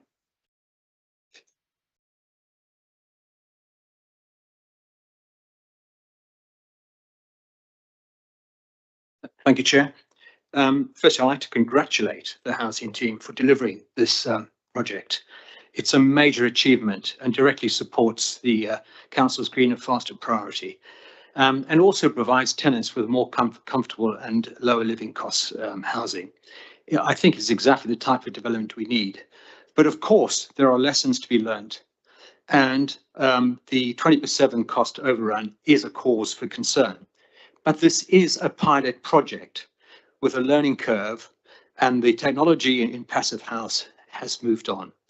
And I think it highlights the need for good design up front, good specification, as Councillor Horrell has mentioned, evidence of avoidance of variations, early upfront site considerations, and good contractual and quality assurance considerations. And clearly would have seen that the Clerk of Works has played a major role, and I think that's fantastic. And hopefully we can apply that knowledge and experience to reduce risks in future passive house projects, which I'm fully behind. And I'm going to say that removing certification for future passive house schemes would not be a good idea. A building constructed to passive house standards is not passive house without certification. Certification is the assurance that the design intent and as built performance truly aligns. And that is one of the few ways to do this, particularly given the poor SAP EPC conversation we had earlier. Passive house certification is vital because it can be applied to any material or construction method and delivers a fabric first, efficiency first approach that eliminates the performance gaps, which I have already mentioned. That's the difference between how a home is expected to perform and how it actually performs once occupied. And it's worth reviewing. The UK Energy Research Centre data shows traditional build homes use around 2.5 times more energy than predicted. Certified passive homes show no measurable performance gap. This is win-win for residents and for the HRA. Certified passive homes remains one of the only reliable guarantees of real-world energy performance and cost of living benefit, especially with a suboptimal EPC rating system, which I stress again. As the grid decarbonizes, operational carbon will fall, but embodied carbon will become increasingly significant. That's why this pilot and future projects should embed whole life carbon principles alongside future home standard thinking, and we should retain the full passive house certification approach whenever possible. Certification is the quality assurance that protects both tenants and HRA. Sorry to labor that. And so as I said, given the widespread underperformance of UK homes and the awful EPC system and rising costs of poor build quality, choosing not to certify with passive house, I think would be a very poor decision. And I think we should also remember that current traditional build does not necessarily provide that comfort in both cold and warm conditions. Passive house does that, and we have a changing climate. And I think there's another opportunity for the HRA, if I may say, to the portfolio holder. I mentioned modern methods of construction and so on, and as we've got a cutting edge project here, and I understand Karen Horrell's concerns about costs, etc. But we could do a desktop study and run along the MMC approach for this project and just do a comparative analysis to start thinking about the future and how we do things. Thank you. Thank you, Councillor Lee. Mr. Tate.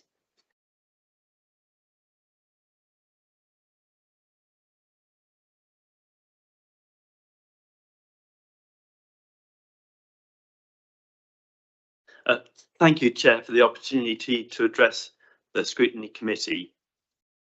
Looking back over the various papers, when the scheme was first envisaged back in December 2020, the budget at that stage was 1,066,000.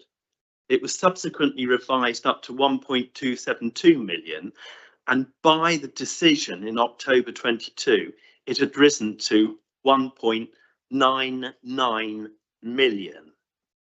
The final budget of just over 2.5 million means that against the initial appraisal, it was 137% more than envisaged. At 1.99 million, it breached the viability of the appraisal that we would use. But because it was an exemplar scheme, that was seen to justify persevering with it. These figures are utterly extraordinary. They cannot be justified under any circumstances whatsoever. The paper is titled Lessons Learned, the main takeaway being a design and build contract. I could have probably told you that back in 2022. Employing a clerk of works, well, okay, I accept that as well. This is a huge, remember, this is 4 one-bedroom flats and 2 two-bedroom flats. I spoke at Cabinet on the 14th of October about Woodman Close, and it was accepted. They were excessively expensive. But on the spectrum, an open market developer will be spending around £3,500 a square metre to deliver properties. Both Woodman Close comes up at £6,700 a square metre. Hobbs View is it's £7,197 a square metre. No open market commercial developer could deliver that. You are not doing a service to the HRA and your council tenants, because this is extraordinarily expensive. You cannot justify it. And it's great that it's coming back for scrutiny. I won't mention Corner House here. I'll mention that at another case. Dyson Drive, the £138,000 that was invested in that scheme, to have members refuse that money's been written off now.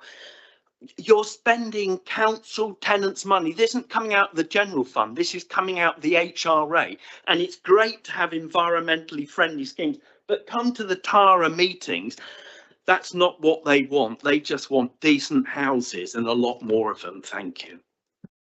Thank you, Mr. Tate. That's much appreciated. So we had some disquiet amongst the speakers. And just to add my voice to that, Councillor Lee saying this is absolutely the way we should pursue it. My house was built 13 years ago. It wasn't to a passive house standard. We have super amazing insulation.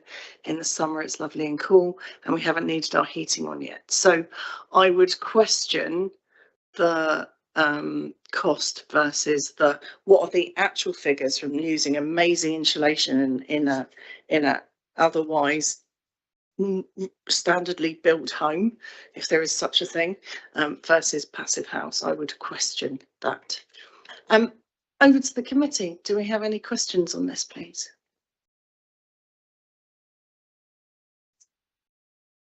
Yes, I think there are certain things that we can learn from this. I was on the planning committee that approved this development, and I still think that it was well worthwhile doing. There are questions in the way the contract was written, I suspect, because if we have acoustic remedial works, that was shouldn't have been necessary, because that should have been part of the contract, I would have thought, and things like that. But other councils build passive house standard houses and houses that equate to nearly that standard. So it is the way forward, and I commend the council for doing this.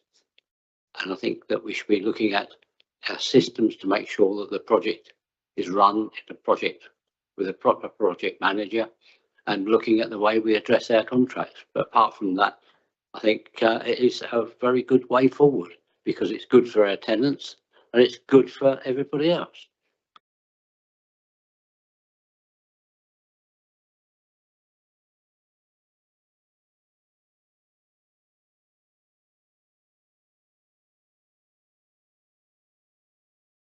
Well, the purpose of this paper sets out the lessons we are learning, or lessons we propose to take forward, and it's a slightly odd thing to do, to scrutinise the paper that's telling us the lessons that we're going to take forward and learn from.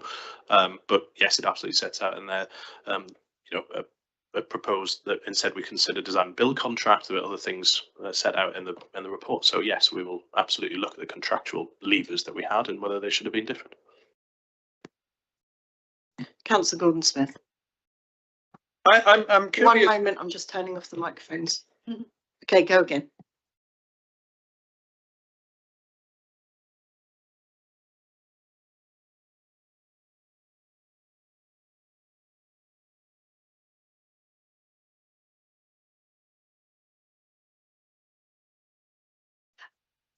Thank you. You're right. There's problems with every type of contract, obviously, and risks and issues with every kind of contract. The thing with design and build is the risk sits with the contractor if there are time or cost increases, whereas with the traditional contract, the risk would sit with the employer, ourselves in that case. So it's more a case of control versus risk. So we chose a traditional route for Southbury Cottages, and the lessons learned is that we not always, but may consider a design and build in the future. For example, that's what we're doing at Woodman Close, because although it gives some of that design element in the later stages to the contractor, they also have to carry the risk of any issues that come up on site. Councillor Power. Thank you, Chairman. How much would the typical uplift be by the builder if they had to carry the risk? And I think that is where our balance has to be struck, isn't it? Thank you. Slightly difficult question to answer, because when we tender on one basis. We wouldn't tender both and then compare them. We would choose the route and then tender it. So I could potentially try and find some statistics on it, but it's hard for me to say that off the top of my head, I'm afraid. Surely, Chairman, that has to guide whether we carry the risk ourselves or whether we outsource the risk to the builder. And I think that might be useful. Thank you. Thank you, Councillor Power. How would you like me to word that as a point of note?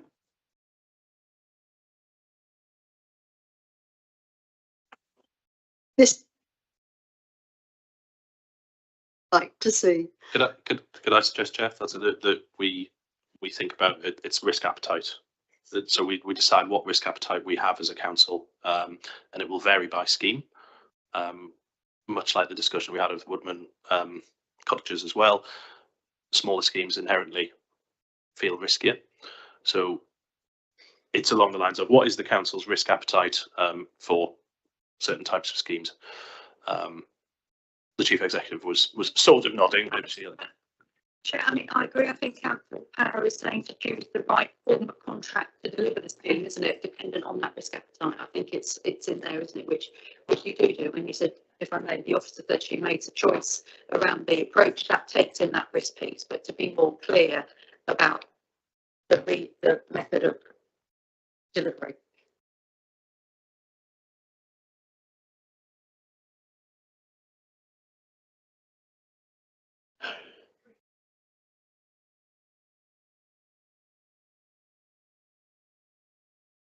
Thank you, Councillor Powell. Thank you.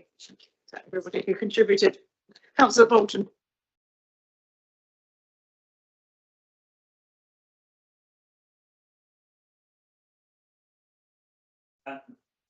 So, it says that fail viability test. Is it work?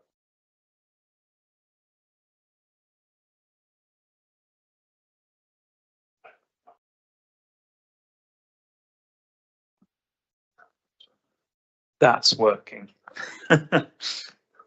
Oh, sorry, Jeremy. Stereo. Oh no. The original viability appraisal, it failed to pass. I'd like to understand why, on what basis it failed, and why it then got through, how that was approved. Then the other thing is, I thought I read in here that there was a clerk of works on the project. Yet that seems to be one of the main factors of correcting this. And it seemed to me as I was reading it that, yeah, I can see why you'd want, because I came across the recommendation for the clerk of works. And then I thought, but hold on a minute, there was one. So what went wrong there? The other point here is that it then got me concerned. If the two main issues here are clerk of works and a design and construct contract are seen as being ways to resolve this, do we have other projects out there, not necessarily Passive House, where we should be concerned that we are running risks similar, where we're losing control of the contract? I think that'll do. Thank you. As for why it passed the viability, I will have a look and go back to the minutes to look at Cabinet Committee in 30th of October 2022. That should set out the detail. As for the more technical point, Egan. Yep, happy to pick those up. The Clerk of Works lessons learned was a positive lesson learned. So in the past, we haven't always employed Clerk of Works on small sites. The point we were trying to make in the report was how incredibly valuable that was, even though it's a cost to the project. So sometimes we wouldn't include one because it's expensive. We'd say they more than pay for themselves on this project. Let's put it that way. So if we're doing a future project that's of this sort of size, we may not in the past have necessarily thought we'd need one, but now we definitely do because they were so incredibly valuable. So that was a lesson learned for us. Well, I think the Clerk of Works brought us extra rigour, and they've also been incredibly helpful in the last year when we've been having defects and when we've been having those rectified, when we've been finalising the final account, which is why it's taken us a year to bring this report. So all those various processes where their expertise has been incredibly beneficial. So we just felt it was one to mention. And then your third one was, do we have any other projects? So we have no other projects on site at the moment that we're building ourselves. We are about to start Woodman Close in Sparsholt, which is the one that was referenced earlier, which is in some ways comparable in that it's in a rural area, 5 units, so a small scheme. And believe we've picked up the lessons learned from this report and applied those to Woodman Close, which is ultimately the whole point of bringing a lessons learned report. Chair, for me, the minutes set out that the rationale of the committee at the time, of which I think there were 3 members of this committee who were in, but it's perhaps a little unfair to us to recall what happened over 3 years ago.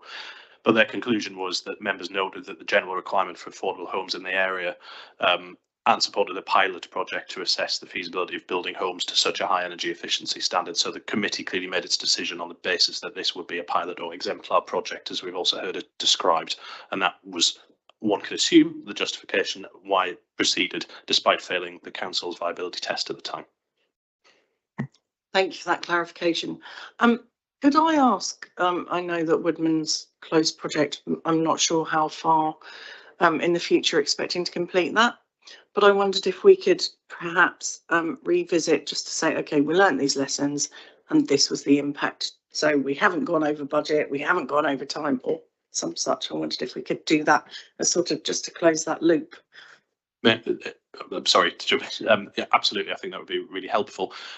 One comment, just building on Councillor Horrell's points before, I think it would be really helpful to see the views from the parish council and the ward members. So I would really welcome if those could be set out. I think the easiest was quite possibly if they could email me or the officers with those views to make sure that they are incorporated. Because I think it's critical. I hear loud and clear that the parish felt that they weren't as involved as they should have been. So I would really appreciate those views. Thank you, Councillor Each. Do we have any other questions on this, Councillor Pett? Well, you can hold on a moment. I haven't said the debate word. Do we have any further questions? Councillor Pett, we're moving into debate. Thank you, Chair. Okay, my own programme project management days are long behind me, but I do remember some of the basics, and it seems to me that this report, whilst very good as a piece of work in itself, shows up the shortcomings of our own constitutional point here, because it does address the reasons why this particular project overran in cost terms, and it does identify some lessons from that. But what it isn't is a full post-project evaluation, looking at all the relevant elements of project management that should have been addressed as this was delivered, including looking at all the risks from the outset, fully defining what the project was there to do. I mean, obviously there to build some homes, but there were, as we've just heard, rather more objectives in it than that. One of which clearly was to test this technology. One of the project management principles is effective communication with stakeholders. Clearly, that didn't go as it should have done in this particular case. So I find myself rather frustrated that we have something partial here. It's more an explanation of why there were cost overruns and what might be done to prevent them in the future.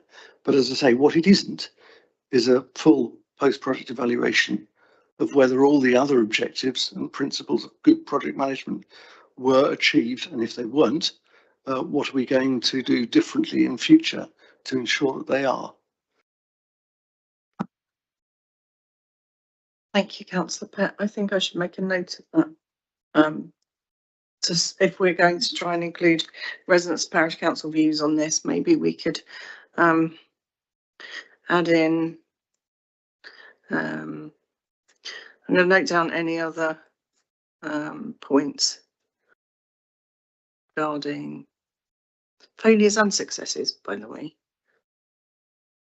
I think it's failure to. Failure is a very pejorative word, isn't it? What the report doesn't do is look across the whole project, across all the objectives involved, all the risks involved, known and unknown at the outset, and all the necessary stakeholder engagement that was required and whether it was achieved or not. And given us the totality of the lessons that need to be learned from all of that.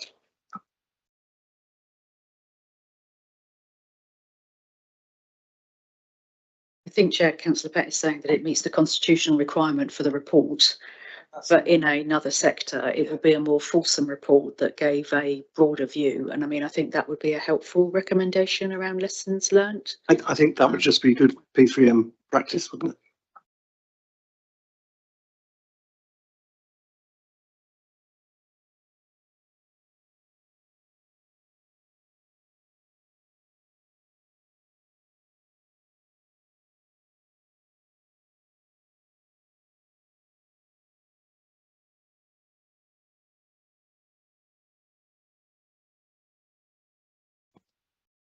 Councillor Reach. As ever, the Chief Executive summarised what I would have waffled through in 3 or 4 minutes.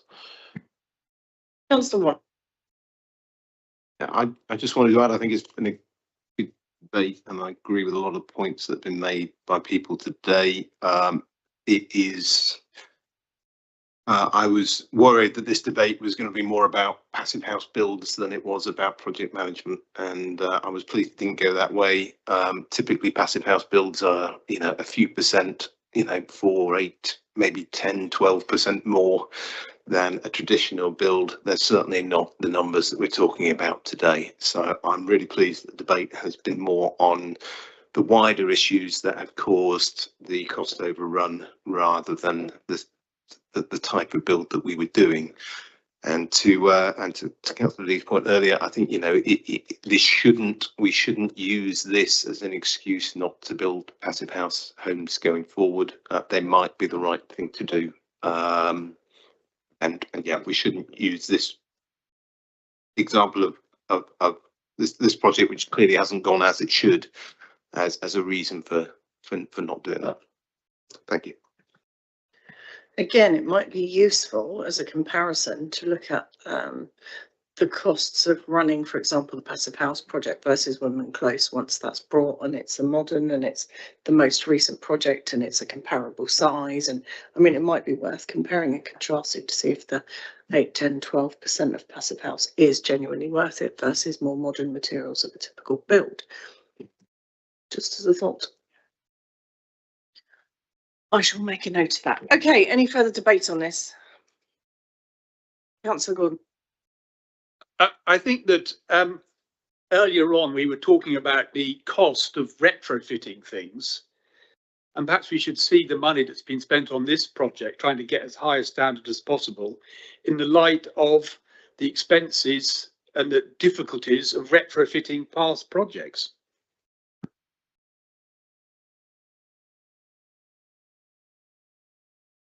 Thank you, Councillor Gordon-Smith. Anything else? No, so to summarise, I've noted on this risk appetite considerations going forward versus method of delivery should be considered. Close the loop following completion of Woodman Close. Regarding lessons learnt, include residents and parish council views within the lessons learnt. Are there any other points regarding failures and successes, looking at the whole project, the risks and the totality of the lessons learned, giving us a broader view rather than just meeting requirements of the Constitution, and possible comparisons of running costs with Hobbs View versus Woodman Close once that's completed going forwards. Anything I've missed there? No. Okay, so we will move on to the Q2 finance and performance monitoring, pages 87 to 144. Councillor Cutler will be giving us an introduction, and we have Mr. Howson supporting us on this. We are asked to raise with the Deputy Leader or relevant Cabinet Member any issues arising from the information in this report, CAB 3525, which has been presented to Cabinet on the 19th November 2025, and consider whether there are any items of significance to resolve or to be drawn to the attention of the Cabinet. So with that, Councillor Cutler, over to you for introduction. Thank you, Chair. This is the second quarterly performance report for 25-26 financial year and focuses on the progress and achievements of delivering the council plan during the period the 1st of July to the 30th of September. At the request of the committee, the report includes a brief narrative providing the basis for the annual targets associated with the relevant strategic key performance indicators. There have been no real changes in the format of the report from previous reports, and I'd just like to highlight the fact, that the performance monitoring information in the report is aligned to the 6 council plan priorities, and the tier 1 report programs within each of those areas are also reported. Just as a few areas of progress within that quarter, we confirmation that the council achieved a 96% reduction for scope 1 and 2 market-based carbon emissions compared to the 2017-18 baseline. That the air quality in Winchester City Centre was improved to the extent that the Department of Environment has confirmed it no longer needs to be monitored as an air quality management area, although, as has been reported, we're going further with that. We've taken delivery we took delivery back in that quarter of the vehicles and advanced the rollout of food waste. There was the endorsement of the new twinning agreement between Winchester and Nazine, continued green business support for local businesses, and we were promoting events to celebrate the 250th anniversary of Jane Austen's birth. And they're just some of the areas, so I'm happy to take questions. Thank you, Councillor Cutler. Mr. Howson, did you have anything to add? Thank you, Chair. Just one really minor point. In the same way that we did in the Q1 report, we included the previous quarter's RAG status for the highlight reports. We've now added the previous quarter, so Q1 in this report, so Q1, Q2, RAG status for the service plan actions to add additional context and direction of travel. Fabulous. Thank you very much. Right. Councillor Lee, did you want to speak on this one?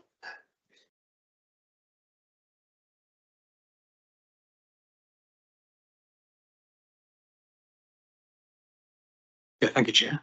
The government published its carbon budget growth delivery plan on the 29th of October, setting out how statutory carbon budgets we met and how policy, clean technology, societal changes will drive the transition to net zero. Would it not be helpful to see explicit reference in the CNAP under actions for next quarter as to how this council is responding to the new national delivery plan for alignment purposes? Can I suggest Scrutiny Committee may want to recommend this to Cabinet? In terms of the RAG status and reporting, if the UK is projected to miss its 2030 net zero targets or exceed 2 degrees, should the CNAP's carbon boxes be shown as red in future quarters? And on page 92, the RAG commentary notes difficulties in tracking carbon saved. But actually, if you look at the Department for Energy Security and Net Zero's data, 2019 to 23, you can interpret and you could usefully apply to help in this respect and overcome some of these difficulties. Can I suggest that may be something that we may want to consider?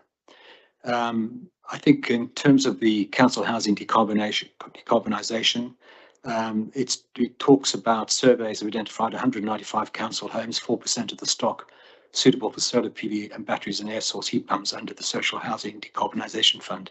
I wonder if you could clarify whether the Social Housing Decarbonisation Fund is still in place, and if not, can we still deliver the programme? I thought that its demise was imminent. And how quickly will we be able to roll out and extend beyond these 195 homes? And what is the percentage of total housing, council housing, that is PV capable, and is funding provision in place for expansion? And the final question is, I think in terms of pace, are we doing this with site visits, or is it some GIS remote mapping process? And then moving on to nutrient mitigation solutions on page 95, I have picked up that there might be some issues of and concerns raised about the underperformance of some of the schemes. raised by Natural England. I wonder if there's any detail on that and what the implications are for the delivery of the nutrient mitigation programme. And maybe that merits actions for next quarter as well in terms of commentary. Small scale renewable energy performance, the phase 1 business case for small scale PV on council assets has been drafted for next quarter, as I understand. Can more detail be provided on what constitutes small scale? I'm not clear on that, and the overall scale of opportunity across the estate.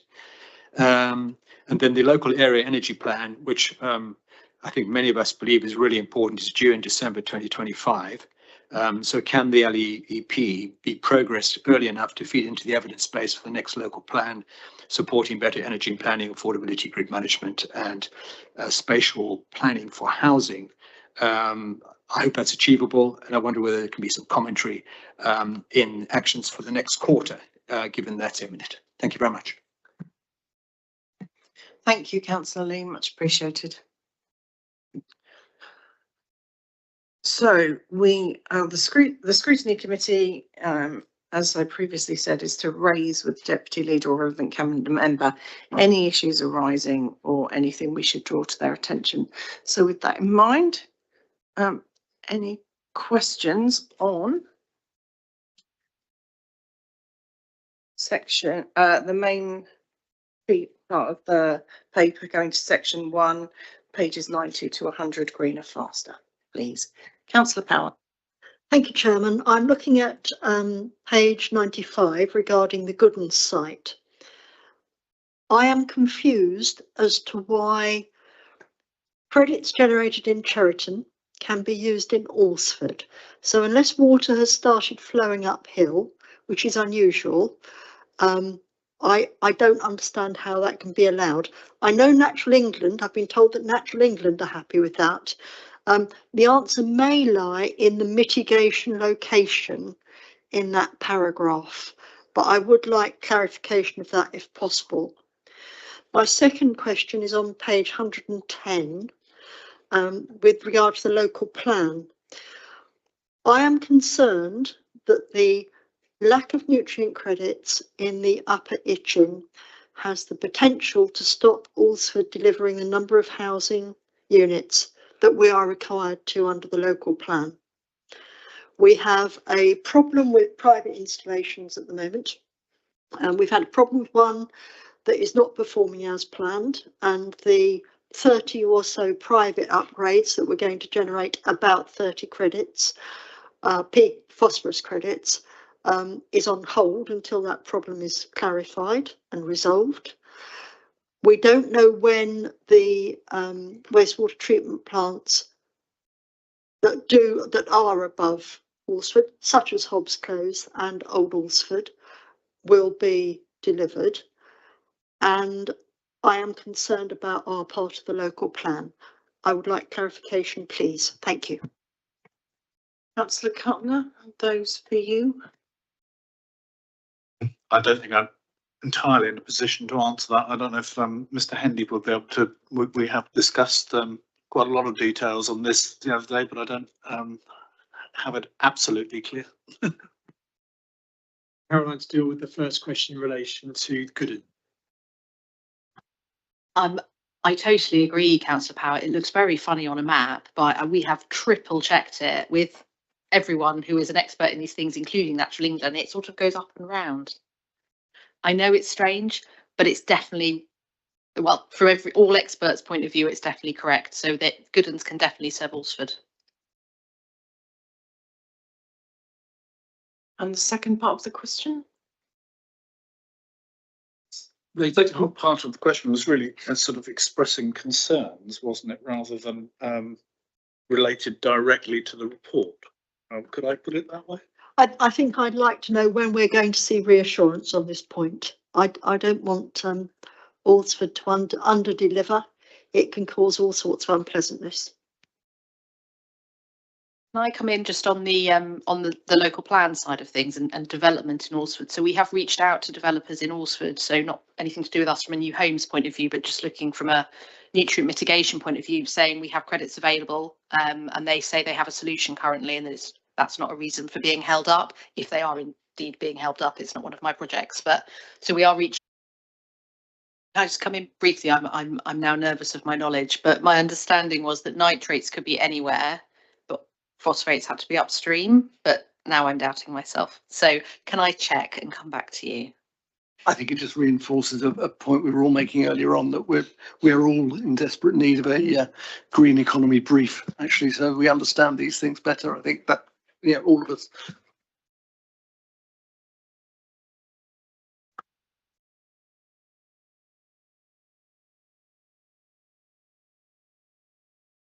Councillor Bolton.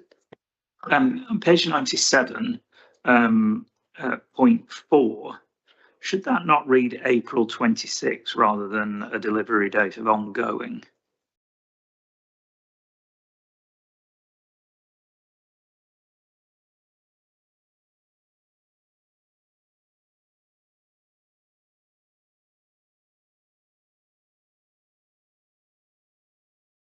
That's quite all right. So on page 97, and I know that's right this time, number 4, should that read, rather than ongoing, April 26? On what basis? Because I understood that to be the due date. Right. Is that on previous papers? Would Simon, has there been any change? More the policy of the administration with regard to reduce carbon from council-owned occupied estate.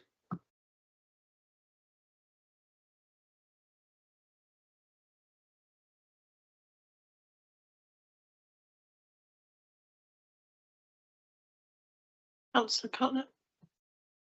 I don't think that comes in scope 1 and 2, does it? It comes in scope 3, which we have not committed to being able to do. We were attempting to do as much as possible. May I ask for clarification on it then? So Councillor Wallace and I have just discussed at the front here that given our questions over credits, what's in phase 1, 2 and 3, perhaps we could commit to a member briefing to cover sort of the whole of this greener, faster angle and where we're at with updates. Councillor Wallace, did you want to clarify? Yeah, we were talking about nutrient. But I think it would be useful because I don't think we need a whole briefing on nutrients and phosphorus. I think that needs to form part of it. But where we're at, perhaps clarifying some of this. I'm not sure. Councillor Powell. Thank you, Chairman. Could I ask that we widen the scope of that a little? I would personally like a review of how off-site biodiversity credits are delivered. I see a reservation in members when they say, oh, I'm buying, an applicant says, oh, I'm buying off-site credits, I've already got them. I would like some clarification about how that's going to be delivered in perpetuity. So are we now looking for a sort of members briefing on nutrients, on biodiversity net gain and on carbon targets? It sort of feels like the whole piece is not, I mean, they're not the same, but they are. No, they're not. But I mean, we just need one briefing to clarify thinking, where we're at, how the credits are being used, and perhaps, I don't know if it's a same one or a separate one on where we are with the I will raise this with Councillor Burney and I mean, I'll leave that decision to you, whether it's that's one or whether that's two. Yeah, Okay. greener, faster. A greener, faster briefing you would like? Yeah. So BNG credits, nutrient credits. Okay. So we have a common understanding. Okay. Thank you. I will take that to, so you're presumably part of your recommendations. Yes, I have noted it. We'll have it on Boxing Day. I mean, we could do it at Christmas. We're all free at Christmas, right?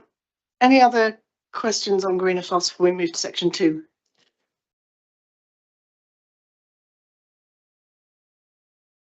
I'm going now, Healthy Communities, page 101 to 104 on section 2. No? Section 3, Thriving Places, 105 to 117. Oh, councillor Wallace, what was your, what section? Section 2, we're going backwards, thank you. Sorry, I wasn't quick enough. The KPIs on page 104.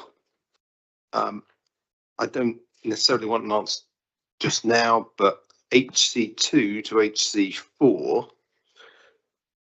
by my quick maths, they're all behind target. So I'm confused as to why they're green, and no explanation is provided. So I'm not expecting an answer today, but unless one of you can answer that. I think if you add them up, they do hit the target. So, for example, I'm going to do the easy one, HC4. If I add up 4 quarters there, the last 4 quarters, well, there's only one above 20,000, so that's not going to add up to 83,000. That one may not be. So, and similarly, if I 200, no, there's no way HC3 adds up to 570,000.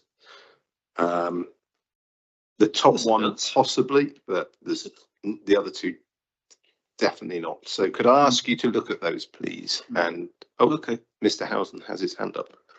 Chair, if I may, just add to those that the target is not apportioned in equal quarters. It uses the profile from the actuals in the previous year to establish what the target is for the quarters. So we're actually using a profile used on the actual data from last year to estimate what the actual is for each of the quarters. That's very interesting. But if you look, for example, at HC4, because I'm going to go back, that's the easiest one. Numbers have dropped this year, and according to our target is a 5% increase on last year. So thank you for the explanation, but I don't think it answers the question. Chair, if I may, we do see an increase in those numbers in the later quarters, particularly in the Q3, the January to March Q4, where there is an increase, and that will take account in our target setting and apportionment of that target over each of the 4 quarters. Councillor Wallace, can we delay your question until February, where we see Q3 come in to see the reality of that, please? Thank you, Mr. Housen. Do we have any other questions on section 2 before we go forwards again? No, right, section 3, 105 to 117, please. Thriving Places. Councillor Bolton, did you have your hand for that one? Councillor Wallace first, then. I have several questions on this one. I will start on page 107. And maybe I'll do them one at a time. Bar End Depot. So this was shown as red last quarter, but now shows. I think there's been the equivalent of a typo here. I think that the red from last quarter has disappeared, and it is now all green. And I'm not convinced that the situation as described here, where we've lost all our buyers, really should be marked as green, but maybe you can answer that and explain it to me. Can I help out with that, Chair? I suppose what's trying to reflect here is it's a new project. Previously, we agreed some terms with the successful bidder and they withdrew, so we're starting again because of the decision at Cabinet. So at this point in time, there's no slippage, it's green because we're on track to deliver as per the project agreed by Cabinet recently.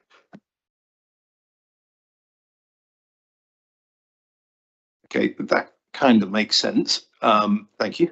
But it was marked as red last quarter, and we're showing last quarter now as green. Perhaps we should be showing it as clear if we've rebaselined. Perhaps we should just remove the colours from the previous quarters and say, look, we've rebaselined and we're going to now do it on the new baseline, and that would be clearer. Thank you. So that's that one. I'll let. Okay. The next one was station approach, page 112. I tried to find out the answer to this before, but actions for next quarter, it says, as outlined in the end of stage report, the project will not proceed any further stages at this time. Now, I did actually try to reach out to the officers before this meeting to find out what this end of stage report was and where I could find this information, and they weren't, in the time that they had available, they weren't able to point me to it. So perhaps could you help me understand what that report is and where I can find that information? I had missed that we had stopped any work on station approach. Chairperson, if I could help on that. Remember that project was establishing the master plan for station approach in terms of development, and that's taken place. So that project has finished. In terms of bringing any sites forward, we don't have the ability to do that at the moment. The main determinant on ability to bring sites forward in the station approach area is the existence of Northern Park and Rise. You will be aware that that's a planning obligation on the Flowerdown proposed development. So at this point in time, it's not within our gift to bring those sites forward. We'll wait to see what happens in relation to Flowerdown in the next financial year. So which report should I be looking at to understand this? Because, sorry, We can provide you a copy of this, an internal officer report. We can provide you a copy of it, but it will say exactly what I've just said, because we finished the project in terms of the master plan, which was agreed by Cabinet. So if any development comes forward, it will be in context the master plan has been agreed by Cabinet. But we can't do anything about that because we can't bring the sites forward because they're not viable unless the Northern Park and Ride is in place, and that's not within our gift. that's great. Thank you for the explanation. I just, the last thing I saw on this was a press release saying we've done the CMP and it's great news. And then the next thing I see is project stopped. And I didn't, as a councillor, I had no idea what was going on. Absolutely no idea. And so it was confusing. So I don't, yeah. Yeah, can I assist, Chair? This should be clearer, Councillor Wallace. You're making a very fair point. As Simon Hendy, our director, says, we have a programme and capital projects board, and actually, Councillor Pett, it speaks to the point that you made, because clearly as projects come to a close, we do see a end of project report, and it is more fulsome, and it does cover standard PMO activity, and the criteria for the PAT board is set out, I think, in the constitution, actually, isn't it? I think it is anyway. Anyway, so that's a board which I chair, and Cabinet had given approval to take us to the concept master plan stage. And so therefore that executive board reviewed that, and in the light, as Simon Hendy says, of the interdependencies with the Sir John Moore works, we have paused work, and that's within the gift of the executive team, because we're unable to proceed without further action from other parties. So, I mean, it's a standard officer report. All of the projects which are highlighted here are run through that project and capital programme board. We meet monthly. It is the full director team and the statutory officers. We receive input from the programme managers and review all cases as they come forward on a go, no go, slow down, more resources, no resources, and exercise our executive powers, or it gets forwarded to a member decision day or a cabinet decision as necessary. So it is an internal executive report that Simon's referring to. So to clarify, you said this should be clearer. What would you? I think in here, if I may have said, the actions for the next quarter, we could have been clearer around that end of stage report was received by the council's executive programme and capital strategy board, so members were clearer and could understand that an executive decision had been made to pause given the current landscape with respect to that project. So we'll take that away as a learning point for next time. Thank you. It's a little bit too brief, I do see that. Councillor Bolton. Thank you, Chair. So I read that and I thought, blimey, station approach has been canned. And so what happens now? And so it begs a lot of questions around, so, you know, we've got assets, how are we going to use them? What are we going to do about Carfax? You know, the meantime use of all of that. It just begged a lot of questions. What do we Do you have a question now, Councillor What do we do Bolton? about that? What do we do about that? What do we do about Or getting the answers to meanwhile what? uses? Correct, yeah, getting all the answers to that. Mr. Hendy? Your answers to what? I'm not So sorry, I'll repeat. So I read that and I thought it's been canned. Why has it been canned? It begs a lot of questions. What is the process for us to get answers to all of those obvious questions when you see a project as big as that has been canned? And what is the meantime use of all those assets that are sat there potentially just going to waste, like Carfax? The report here says that actions for next outlined at the end of the project will not proceed to any further stage at this time. And so it's accurate at this point in time. In terms of those assets, at the moment, there are no proposals to do anything different with the assets we've got. Some of the, you remember from the concept master plan, some of the sites were viable, some weren't, specifically the Carfax site. You're aware that's being used for car parking at the moment. As I said, we can't do anything further on those sites until there's a clarity on the Northern Park and Ride. In the next quarter, probably not even the next quarter, I'm led to believe the flower down application will be some point in the next financial year. So as soon as we're aware of what that will be providing, because there's a planning obligation on that site for a park and ride facility, then we can start reinvigorating the work here. So at the moment, there's no intention to do anything different, and those assets aren't being wasted. They're carrying on exactly as they are at the moment.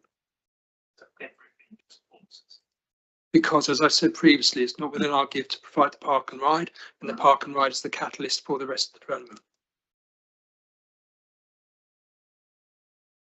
Councillor Pett. Thank you, Chair. Can I go back to Councillor Wallace's point on 107 Bar End? I heard your explanation, Mr. Hendy. I'm afraid I can't go with that because we have looked at Bar End Depot in this project review many times over the past few years. And as Councillor Wallace said, last time we looked at it, it was red because McCarthy Stone had pulled out. Now, absolutely fine that we're now embarked on a new project to remarket the site and so on. But it is pure sophistry to say that Bar End Depot is there sitting with a green slate across it, because that is simply not the case. This is Bar End Project 2, if you will. Bar End Project 1, having run into the buffers. Now, when we are asked by our constituents what is happening to that eyesore next door to the leisure centre, I cannot say, oh, that's absolutely fine because the project to get rid of it's all green and has been for some time. That simply doesn't stack up. I'm sorry.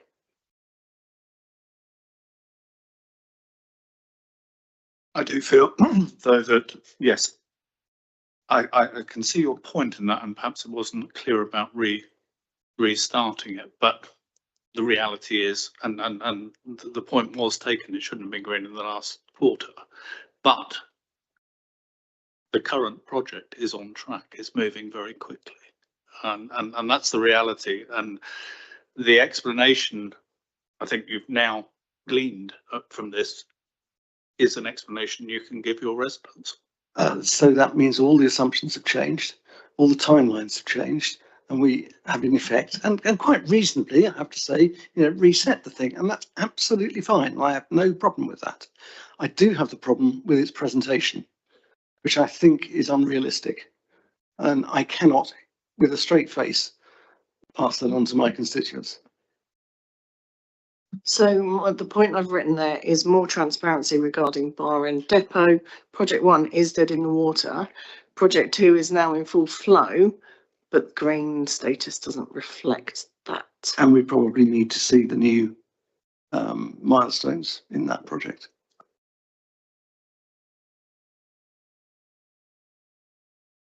Chair, we'll take this away. This is clearly to be considered at Cabinet next week, and we'll ensure the Cabinet member is briefed on that.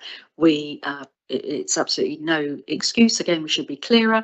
We're reporting a quarter behind, and the narrative includes items that are forward of the quarter, which are now behind the date we're at. So we've got a bit of a hedge hopping set of dates here. So again, we should be clearer on these matters, and I'll take that away. Thank you. Councillor Langley. Yeah, I am concerned with that particular project down there, because this has been going on since before we actually organised the leisure centre to be built down at our end. So, you know, we need to have realistic timescales and realistic projects on it.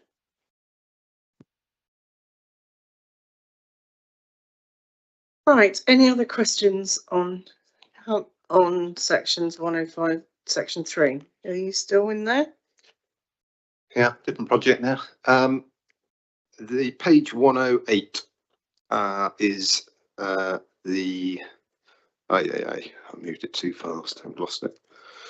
108 is the one on Central Winchester regeneration. It talks about a bus option study is being undertaken to support the regeneration of Central Winchester regeneration and inform the city's longer term bus strategy. How do we get involved in that?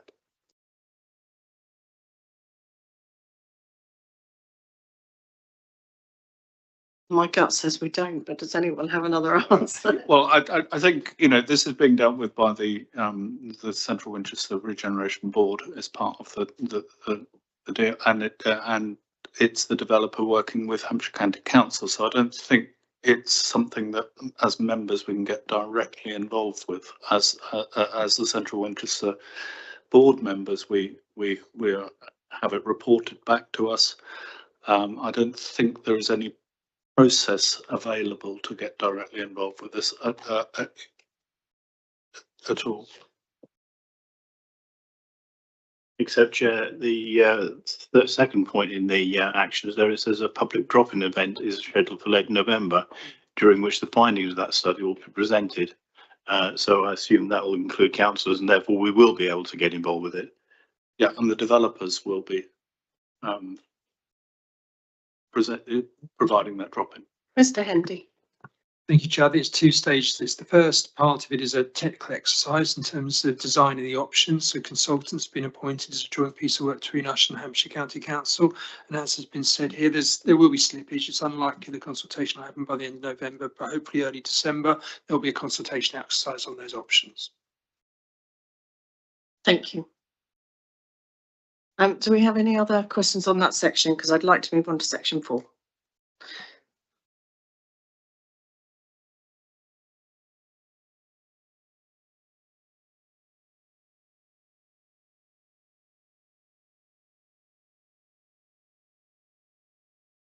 Councillor Wallace.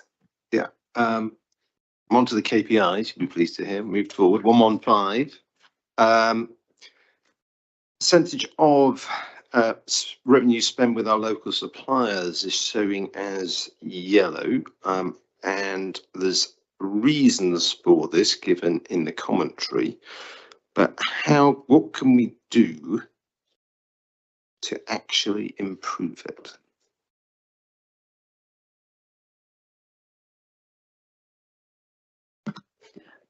We, in our procurement strategy, we encourage the use of local suppliers, but it does vary quarter on quarter, purely because it depends which invoices we pay in that quarter, as much as who the suppliers are that are doing that work for us. So as noted in that footnote, it is a notional target, which we do monitor to encourage us to do that, but there is variation beyond our control, just depending on whether it's big capital invoices. I beg your pardon, no, it's revenue spend, but depending on what project it might be for. Yeah, I guess I'm just concerned. I mean, you can see, we look back at Q3 24-25, yeah, we had overachieved it, but we don't seem, as a whole, it doesn't, I mean, our aim here is to increase our revenue spend with local suppliers. And I'm not convinced the data I've seen over the last couple of years that that has been the case at all. It goes up and down, and sometimes, occasionally, it goes above the target, but generally it's below, and generally it's not changing. So whatever we're doing right now doesn't appear to be getting us closer moving us closer to the target. So what, should we be doing more? What else should we be doing? Well, we clearly should be doing more. What else do we need to do to get us closer to increase our local spend? I take your point, but there may be a limit to the amount that we can do, and then maybe there should be some work done on that. But there are certain things that are not produced locally. Simple as that. And so there are limits on how much you can procure locally. I think the procurement team put a lot of effort into this, and perhaps our target's not correct. Perhaps our target should be realistic, and it should be 20%. But we are pushing against a higher target, and it does vary as has been pointed out. It might be worth going back and looking what the average and the trends are spread over time, and see if there is some improvement. It may also be that there are limits to how far you can go with this, but as long as we maintain the pressure on it, we keep it at that level rather than it falling back, which is of course the other possibility if you don't concentrate on it.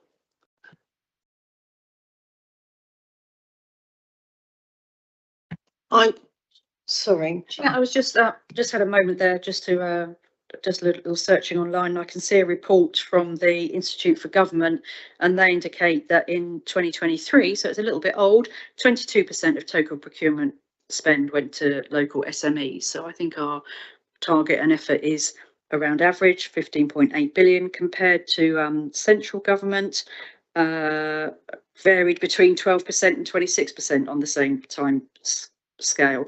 NHS 17 to 20%. So I think we're somewhere in the average zone. We can do a little bit of work for this in time for Cabinet next week to have a look to see if we need to adjust that. But as Liz says, it does depend what contracts we've got coming up and what the nature of it is. But absolutely, our procurement strategy, which is of course agreed, I think by audit, would that be procurement strategy, or does that come to council?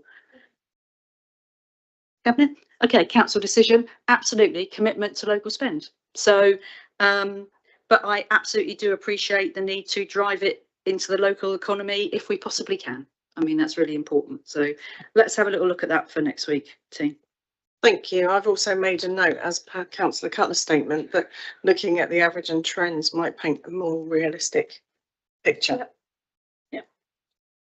Councillor Bassett. I suppose also there are complexities in that you might actually contract with a supplier that's outside of our local area, but they as a supplier might then procure within our area. I think of the amount of maintenance contracts that we have, where it may be that the maintenance supplier is actually outside of our area, but their contractors, the actual individuals that do the work, might go up to the local hardware stores up in Winnell to make their purchases. So I think it's actually fraught with quite a lot of complexity in terms of actually making sure we're actually realistically measuring the amount of local spend that there might actually be. So I think maybe not to beat ourselves up, but as we are saying that we're sort of close to the average, then that's probably as good as we're going to get. I think we may actually be underestimating it potentially if you look at it from sort of that perspective. Thank you. Thank you. Right, we're now moving on to section 4, Good Homes for All, page 118 to 126. Do we have any questions on this section? We've covered quite a lot on homes. Councillor Wallace. Oh, sorry, Caroline.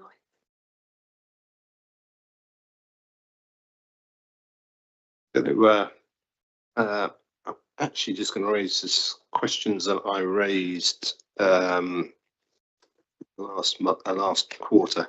So a couple of things. So I raised some questions following the meeting last quarter, and I know the plan was to put them into this report, but I didn't see the answers, so I just gonna have to ask them again. So we're looking at the KPIs, GH on page 123. So GH1 showed that there's been no improvement in the proportion of housing stock reaching EPCC in 2024-25. Is this correct? If so, why? Because GH6 shows that there were 486 retrofit adjustments in the past year. So I couldn't understand the difference there. I would have expected to see the number. Can we pause there for an answer? Do you have a comment? Well, I'll hand it off to you in a second. As the way GH6 is presented is a running total. So if you look at the quarterly performance, on the previous quarter, it's around 60. If you're comparing Q4 financial year 25 to Q3. So I'm guessing, I'm looking at officers, but I suspect the 70% is still right because it's a relatively small number on the previous quarter. As is set out in the description at the bottom as well, part of the reason why there's the slow progress had been awaiting guidance from Government Department DESNZ on precisely what would happen, and then the period of bringing on contractors to deliver. So that's why we've seen a bit of a tail off. But just to point out, the GH6 is a running total. So if comparing previous quarters, it's a relatively small increase. Looking at officers, hopefully that was correct. Yes, again, nods. So there's 408. GH6 shows a total. It's a sum over the year. So there's been 486 retrofit adjustments in the year, 247 houses updated in the year. But the difference between 2023 and 2024 and 2024-2025 is 0 on the percentage of homes which have achieved rating of C. That's so. Sorry, I misunderstood your question, Councillor. I'll have to come back to you. I'm not sure how that can be true. I'll have to work it out. I mean, I asked this last quarter. Yeah. So please, can I have an answer? Does anybody have a response to that, or am I noting it? If you're happy, Chair, we can write to the committee. Councillor Wallace. So the other question, which I haven't seen an answer to yet, was right. GH5 and GH6. They show that there was no retrofits done in the first quarter of this year, and there's an explanation in the text about the fact that there were no solar installations, and I get that. My question was, have we stopped doing any other type of retrofit improvement? Are we only doing solar installations? And if we're not, which is Simon Hendy shaking his head, then why is that showing 0? I'm confused. Mr. Hendy.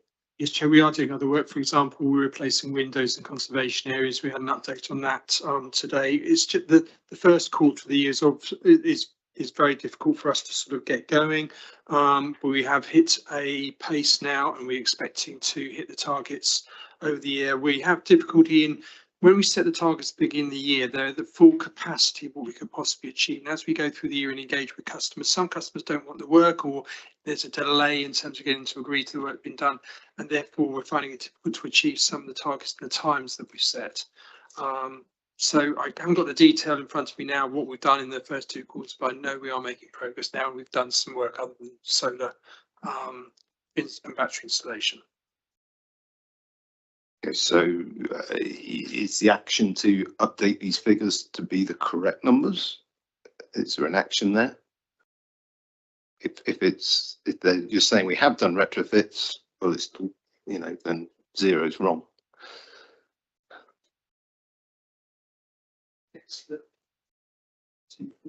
Sorry, can you put your microphone on?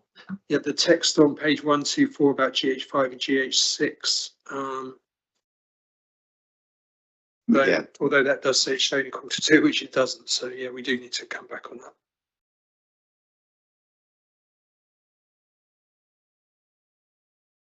Sorry, so was there an action there to update the EPC ratings, or?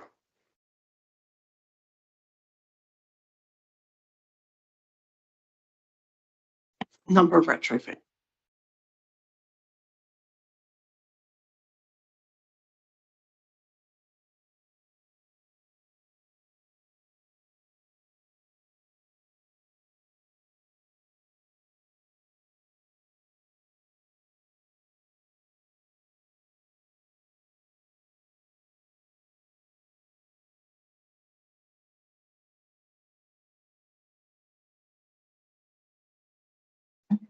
Okay, any other questions on Good Homes Rule? No. Section 5, efficient and effective, 127 to 131. Any questions in there? No. 6, listening and learning, 132 to 134. Section 7, financial report, pages 135 to 143. Any debate on this paper? Councillor Wallace. Just very quickly, I did want to say very much thank you to Simon Houston and the team for adding explanations on how the targets were derived. I really appreciated that. Thank you. Right, so to sum up this paper, to go to Cabinet, we have mentioned that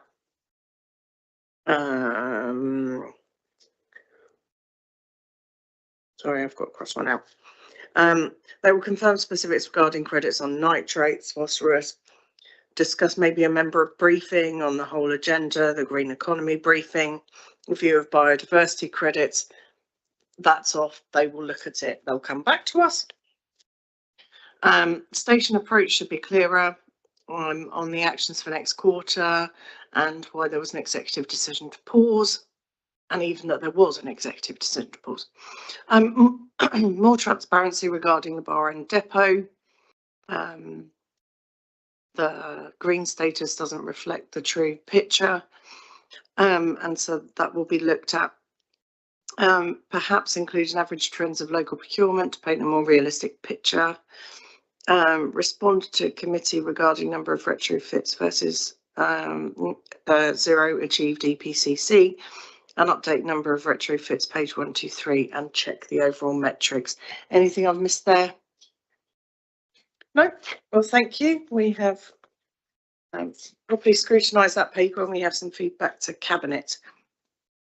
Okay, coming on to item 10, to note the committee's current work programme, pages 145 to 146. Are we happy to note that, Councillor Laming?